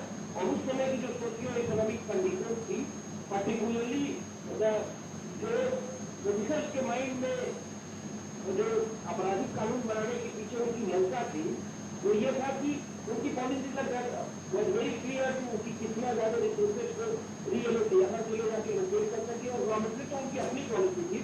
और डेलिकेटली मतलब पोलराइजेशन के पीछे यही एक आर्गुमेंट आता है कि डेलिकेटली ब्रिटिशर्स ने लॉज को अपनी पॉलिसी को इम्प्लीमेंट करने के लिए, और एवरी गवर्नमेंट रूल कि अपनी पॉलिसी के हिसाब से लॉ बनाती है, तो उनकी कुछ अपनी पॉलिसी थी। आज जब हम तकरीबन 300 सालों बाद इस लॉ को एक नए वर्जन में हम लेके आ रहे हैं, Villain could like because certain lawyers went on to that extent कि ये old है या new bottle में या कुछ ऐसा नहीं है जो मास्टर में डिकोलाइज कर रहा हो। न उससे आपने कहा कि बहुत सारे अमूल में परिवर्तन नहीं हो पाने हैं, तो एक तो ये बात कि सर डीकॉलोनाइजेशन को अगर प्रोसेस की शुरू हो उसका कॉन्स्टिट्यूशन से शुरू नहीं होना चाहिए, जो कि वास्तव में गण है, जहाँ से क्रिमिनल लॉ सिविल लॉ सारे एडमिनिस्ट्रेटिव सिस्टम है अपनी अथॉरिटी डिवाइड करते उनको होगा। तो दूसरी बात गवर्नमेंट प्रेशर को लेती है, और एक बात जो दूसरी ड्राफ्ट को लेती कि न्याय संहिता, तो न्याय का जो कॉन्सेप्ट हिंदी लिटरेचर में वैदिक संस्कृत में आता है। न्याय का मतलब वो जब आप सिविल मैटर को डिसाइड कर रहे हैं तभी आप न्याय कर रहे हैं, तो क्रिमिनल मैटर को आप डिसाइड कर रहे हैं तभी न्याय कर रहे हैं, रेवेन्यू मैटर में कोई झगड़ा की जा रहा है तभी आपको वहाँ न्याय का प्रिंसिपल अप्लाई करना है। तो न्याय इज नॉट समथिंग की जब आप क्रिमिनल मैटर को डिसाइड कर रहे हैं, और न्याय is not opposite to the PL मतलब जज के साथ। तो क्या हुआ था ऐसा, जब इसको भारतीय दंड संहिता हम कहते ये नया शब्द जो कि काफी व्यापक है, जिसमें कि सिविल प्रक्रिया संहिता भी आ सकती है, सिविल प्रक्रिया में जो न्याय करते हैं, क्रिमिनल प्रक्रिया में जो न्याय करते हैं, विधिक प्रक्रिया में न्याय करते हैं, वो बात। दूसरी सर, इवन इसी नामक सेक्टर को लेके जो सीआरसीसी का हम नामक सेक्टर कर रहे हैं, नागरिक सुरक्षा। तो क्या सीआरसीसी अकेले नागरिक सुरक्षा कर रही है? क्या दंड प्रक्रिया संहिता इसका प्रमुख प्रोप्रिएट नाम नहीं था? ऐसे हम लिटरेचर बिना हिंदी लिखते हुए पूरी को तीसरा सर, एक मॉब लिंचिंग वाला पार्ट आपने मुझे लग रहा है कि या तो मैं मैंने जो पाया हुआ आपने डिस्कस किया है आपने, तो मॉब लिंचिंग को लेके सर बहुत सा मैं इससे इसको चाहूँगा कि क्या जो भी इसमें जो तीसरा सर लास्ट पॉइंट है कि पूरी कमेटी जो इसको ड्राफ्ट किया और that too was responsibility was given to the justice और दैट लुक्स अराउंड दी, मतलब जितना भी सुप्रीम कोर्ट हाई कोर्ट से अब तक जजमेंट आए जो उनके सामने चैलेंज आए, ताकि शॉर्ट से जुडिशियरी में टाइम टू टाइम चैलेंजेस को रिकॉग्नाइज किया, उसी को इंकॉर्पोरेट करती दिख रही है। एकेडमिया के तरफ से इवन स्टार्टिंग फ्रॉम प्लेसमेंट में भारती से या क्रिमिनल लॉ में जितना भी आप देख ले, एकेडमिया का अपना एक सजेशन था क्राइम को लेकर, तमाम सारी चीजों को लेकर, तमाम जर्नल्स के माध्यम से, रिसर्चेस के माध्यम से और कई सारे मूल में परिवर्तन सुधारे गए थे, जिसका ऐसा लगता है कि कमेटी ने कंप्लीटली या तो इग्नोर कर दिया है या फिर यही हो that was not possible to inculcate in this draft. So don't you think that the certain suggestions of academia had been overlooked, the reason which known to the committee? So these are my 30 points, and I would like to make any brief comment from your side. धन्यवाद विकेश जी। और मैं इस बिंदु से शुरू करता हूं कि इसका नाम जो है, ये बात मेरे ध्यान में आई है कि हाँ, ये जो भारतीय न्याय संहिता कहा है तो अपराध विधि में तो है, तो दीवानी संहिता का क्या करेंगे?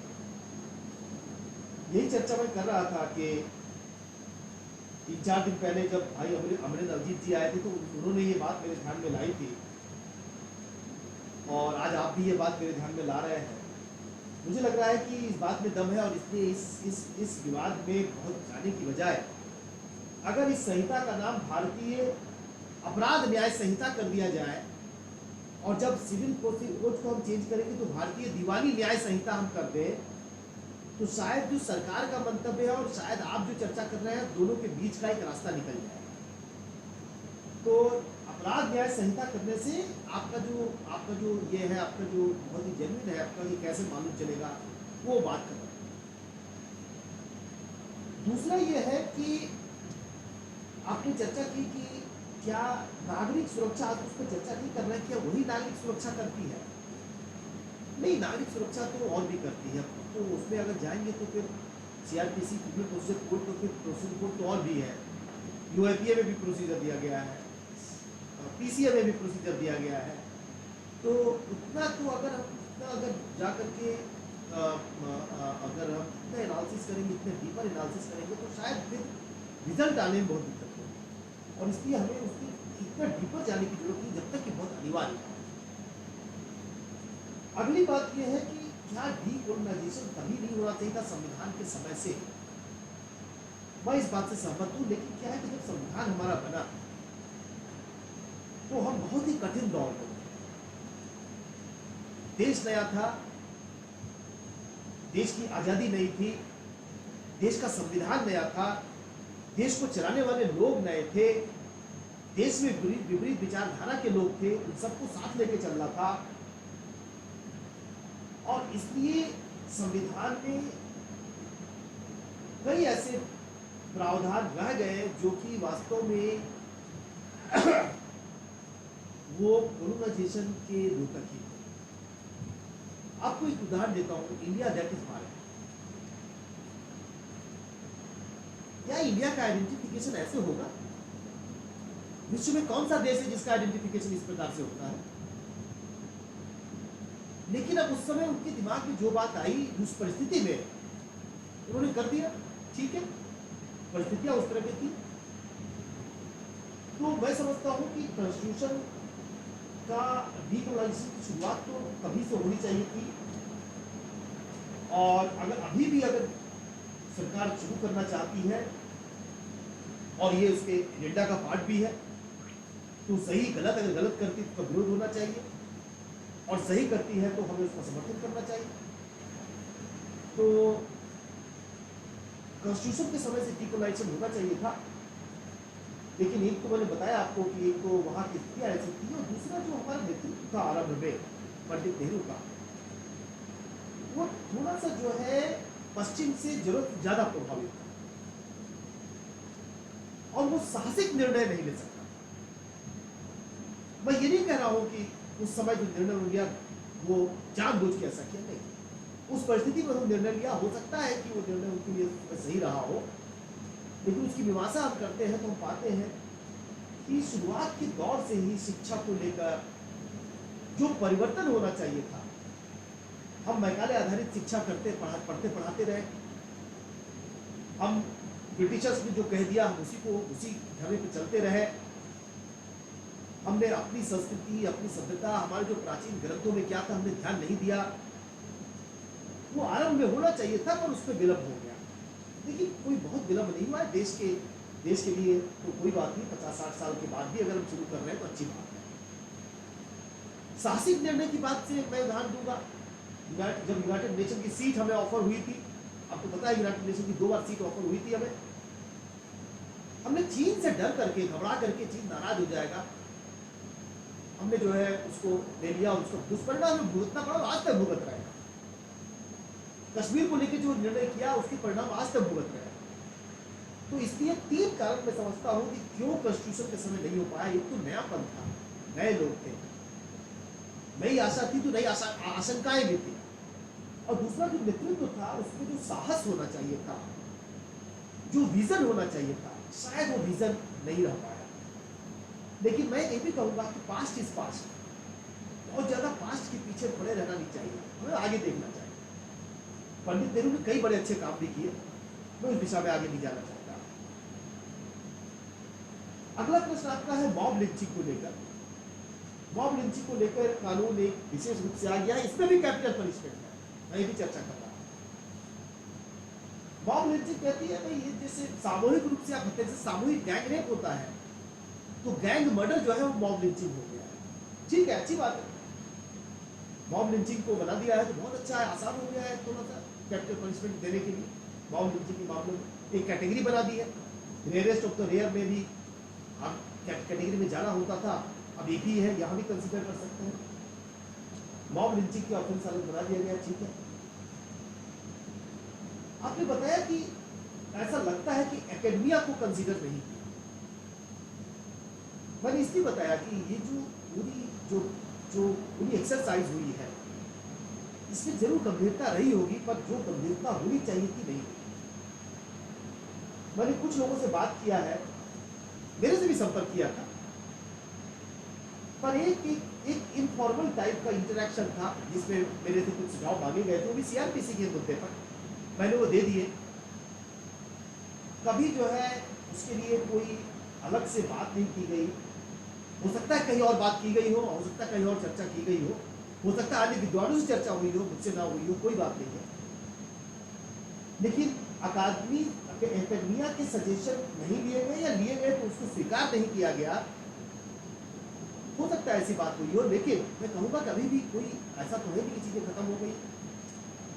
जो अभी जो पार्लियामेंट्री स्टैंडिंग कमेटी है, उसको हम लेटर लिख सकते हैं, उसको मेल कर सकते हैं, हम प्रेजेंट करना चाहते हैं अपने व्यूज, हम ज्वाइंटली भी कर सकते हैं। मैं स्वागत करूंगा, जो लोग ज्वाइंटली करना चाहे वो ज्वाइंटली आ जाए, आई में बैठकर भी कोई चर्चा कर सकते हैं, ज्वाइंटली हम प्रेजेंट कर सकते हैं। कुछ जो बाहर के लोग हैं ज्वाइंटली चाहे तो ऑनलाइन हम कर सकते हैं, क्योंकि यह संहिता हमारी जनरेशन की, अगली जनरेशन के लिए बन रही है। यह संहिता इस देश को विकसित भारत की ओर ले जाने वाली है। इस संहिता का गंभीर रूप से बनना, अच्छा बनना आवश्यक है, अन्यथा ऐसा ना हो कि संहिता आज बनी और 2 महीने बाद, 2 साल बाद ही समझ में आ रही है इसको अमेंडमेंट करना। नहीं, अमेंडमेंट करना होता है, पर ये अमेंडमेंट करना जो है अनिवार्य हो तभी करना चाहिए। मुझे लग रहा है कि आपने 4 प्रश्न किए थे, 5 प्रश्नों का मैंने जवाब देने का प्रयास किया है। आपको उदाहरण दिया है मैंने। एकेडमिया ने प्रोवोकेशन को लेकर, मैरिटल रेप को लेकर काफी आवाज उठाई है पहले, लेकिन प्रोवोकेशन और मैरिटल रेप पे कोई भी प्रावधान नहीं किया गया है। वो प्रावधान के बारे में सोचा है। बहुत बहुत धन्यवाद। अगर अगला प्रश्न जो है कोई और साहब का है, मनोज कुमार जी, भानु प्रताप जी, उनके प्रश्नों को सॉल्व करें।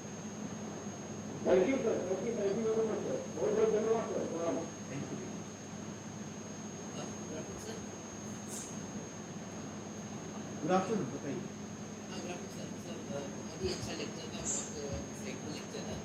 सर बस मेरा एक छोटा सा बस एज फार ये डीकोलोनाइजेशन की बेसिस पे बात हो रही थी, सर क्या इंडिया एडवर्सरियल सिस्टम को छोड़ के इंडस्ट्रियल सिस्टम के लिए तैयार है, और अगर हाँ तो adversarial system common law system का है, adversarial system civil law system का है, दोनों ही इंपीरियलिस्ट और कॉलोनिस्ट पावर से प्रभावित हैं। तो अगर हम डीकोलोनाइजेशन की बात कर रहे हैं तो हमारे पास ऑल्टरनेट तो कॉलोनाइज्ड पावर भी है।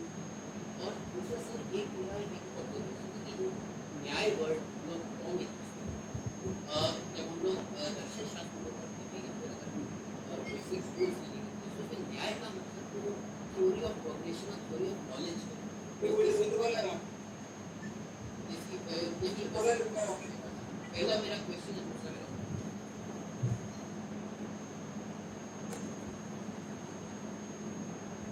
भानु प्रताप जी, हो गया प्रश्न आपका? यस सर, यस आपका प्रश्न जरा समय ठीक से समझ लो। पहला तो आपका ये है कि क्या भारत जो है जो दो सिस्टम है इंक्विजिटोरियल और एडवर्सेरियल, क्या इंक्विजिटोरियल के लिए तैयार है? एक प्रश्न ये है आपका। और दूसरा आपने क्या न्याय के संबंध में क्या बात कही, मैं समझ नहीं पाया। न्याय जो वर्ड है उसका मूल अर्थ तो आपके दर्शन शास्त्र और न्याय का मतलब उसके हिसाब से तो थ्योरी ऑफ कॉग्निशन या जैसे अगर हम एपिस्टेमोलॉजी देखते हैं तो ये उससे है कि ये यहाँ तक आगे आते एक परफेक्ट मीनिंग देते हैं। ठीक है। तो क्या भारत जो है तैयार है एक नए तरह के सिस्टम के लिए?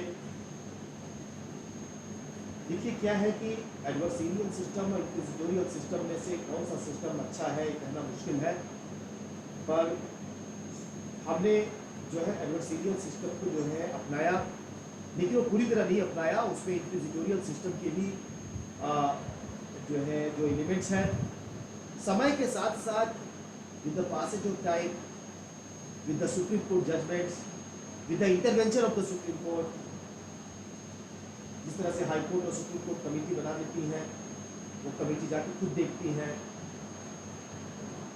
तो इससे कुछ इंक्विजिटोरियल सिस्टम की तरफ हम बढ़ते हुए दिख रहे हैं। लेकिन इंक्विजिटोरियल सिस्टम हम लाने वाले हैं ये तो हमें नहीं लगता। सीआरपीसी में ऐसा कोई बड़ा परिवर्तन हुआ है मेरी जानकारी में नहीं है,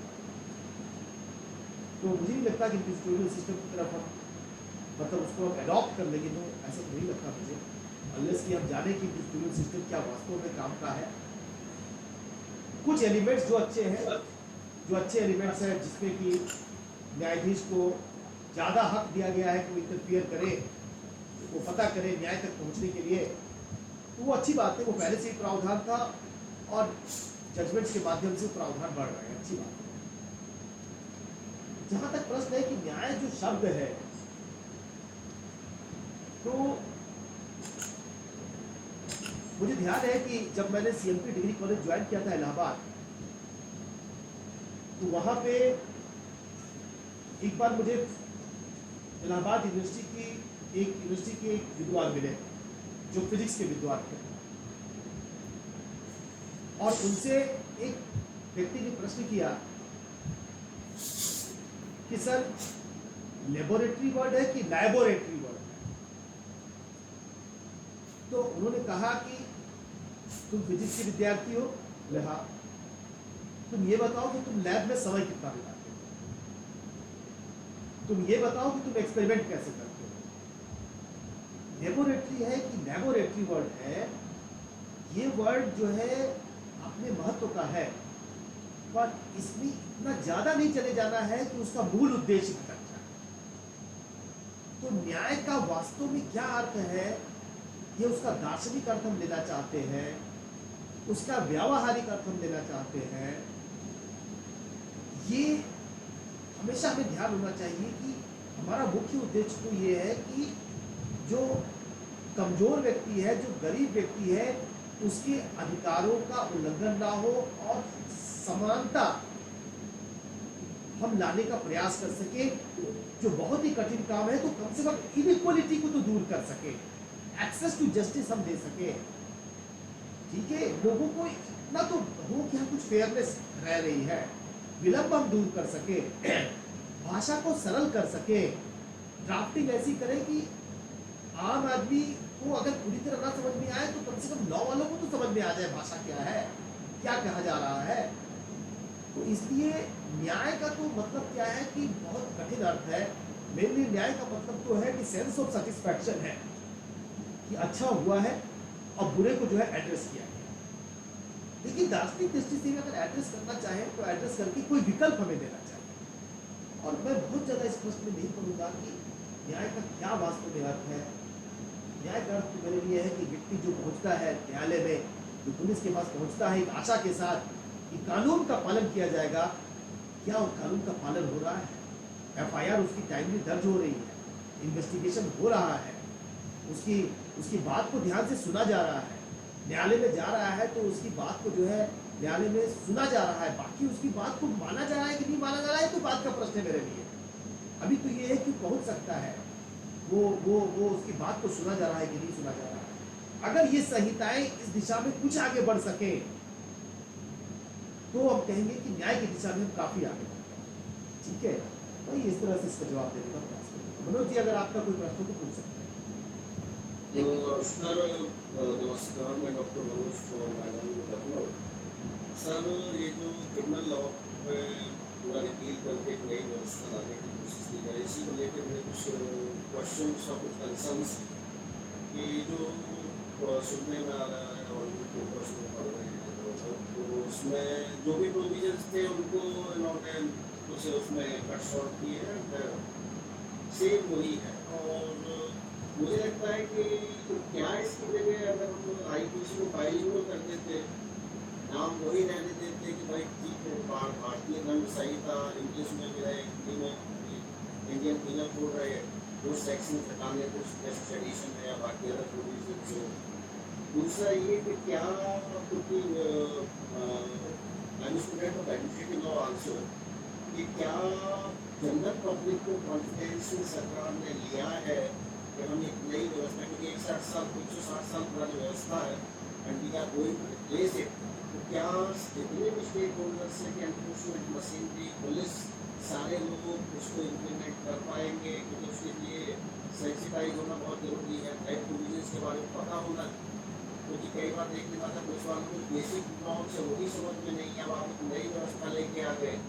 तो ये क्रिमिनल लॉ को या क्रिमिनल लॉ किस तरह से बेनिफिट, और इसका हाल तो वो फार्म लॉज की तरह ही ना हो कि ultimately at the end of the day और सरकार देना पड़े, नहीं अभी आप एक रुपये और पैक करते हैं।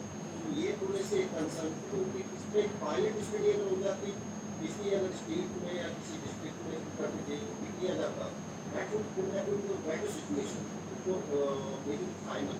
तो ये मेरा एक क्वेश्चन भी है और कंसर्न भी है जो गवर्नमेंट जो नई व्यवस्था लाने वाली नाम को लेकर। ठीक है, धन्यवाद मनोज जी, बहुत अच्छे आपने सवाल खड़े किए हैं। कुछ सवाल तो बहुत तकनीकी स्तर के हैं, कुछ सवाल बहुत सारभूत हैं। तकनीकी स्तर के सवाल लेकिन उसकी नाम को लेकर है, मैं उस पर बहुत नहीं जाऊंगा। मैं केवल इतना ही कहूँगा कि सरकार हमारी रिप्रेजेंटेटिव है, रिप्रेजेंटेटिव हम चुनते हैं और रिप्रेजेंटेटिव को लगता है कि नाम ऐसा होना चाहिए तो हमें उन पर भरोसा करना चाहिए। अगर उन पर भरोसा नहीं कर पा रहे हैं तो फिर नए रिप्रेजेंटेटिव जब आएंगे तो उनसे कहा जाएगा तो बदल दीजिए। कोई भारतीय दंड संहिता में या किसी भी कानून में, हमारे देश में संविधान में 105 संशोधन हो गए हैं, तो भारतीय दंड संहिता में एक संशोधन और हो जाएगा, तो नाम बदल जाएगी। बात में अगली 24 से बदल जाएगा, 24 से नहीं बदलेगा तो 29 से बदल जाएगा, 29 से नहीं बदलेगा तो 34 से बदल जाएगा, कोई बात नहीं। पर भारतीय न्याय संहिता को लेकर ऑब्जेक्शन क्या है ये भी बहुत मुझे समझ में नहीं आ रहा है। ठीक है कि एक नाम है और जो कि जिससे कि एक नाम दिखता है बाहर, सबको दिखता है, अच्छी बात है, ट्रांसलेट करके करना चाहिए। तो वो जो है हमको अगर अपने को डीकोलोनाइज करना है डीकोलोनाइजेशन के बहुत सारे स्टेप्स हैं, उसमें ये एक जरूरी स्टेप है। विश्व के जिन देशों ने डीकोलोनाइजेशन किया है उनमें से उन लोगों ने ये काम किया है। जहाँ तक ये सवाल है कि जनता को, स्टेक होल्डर्स को लेकर के इन्होंने नहीं किया है, ये बात से मैं सहमत हूँ। इसीलिए ये विधेयक जो है पब्लिक डोमेन में आ गया है, और पब्लिक डोमेन में आ गया है तो जनता को अधिकार है कि वो इस पे ब्लॉग लिखे, वो इस पे फेसबुक चैट कर ले, वो आपस में डिस्कशन कर ले, व्हाट्सएप पे डिस्कशन कर ले, इस तरह की जो चर्चाएं हमारे आपके बीच हो रही है इस चर्चा कर ले। एक समिति बना दी गई है, उस समिति के पास जाके रिप्रेजेंटेशन दे दे, उनको लिख कर भेज दे, वह सबका स्वागत कर रही है कि आप अपने विचार दीजिए, अगर उनको ठीक लगेगा तो वो हमको और आपको बुलाएंगे। मुझे उम्मीद है कि इस बड़े कुछ विश्वविद्यालयों में, कुछ कॉलेजेस में इसको लेकर एक बड़ी परिचर्चाएं भी होनी चाहिए। सरकार करेगी या नहीं करेगी वो तो एक अलग बात है, हमें और आपको करने से कोई रोक नहीं रहा है, क्योंकि हमारी जिम्मेदारी भी है।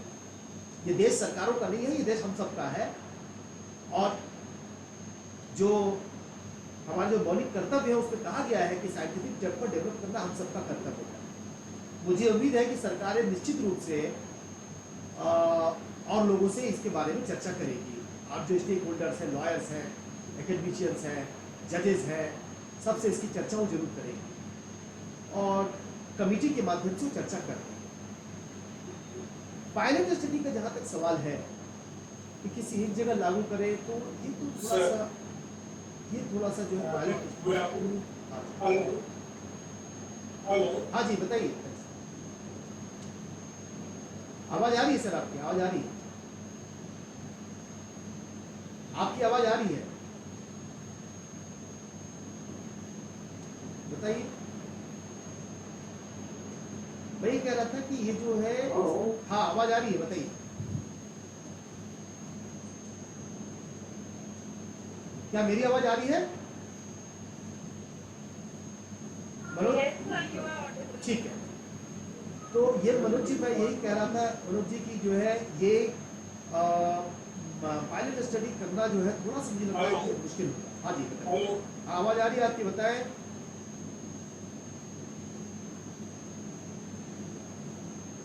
चलिए आगे बढ़े हम लोग। अगला और कोई प्रश्न हो, कोई और आपकी चिंता हो, आपका कोई डिसएग्रीमेंट हो हमारे कमेंट पर जिससे आप एग्री ना कर रहे हो,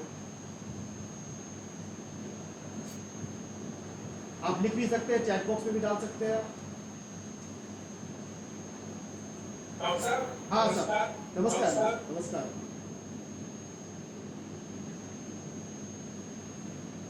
हाँ बताइए साहब।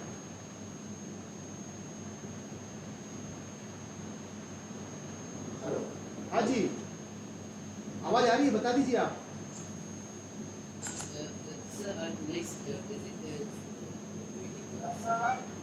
ठीक है, तो ठीक है, फिर हम जो है अब लॉग आउट करते हैं। आपके प्रेजेंटर आ गए हैं तो उनका Thank you so much, sir, for such an informative ठीक है, lecture. Would love to hear from you again. Thank you.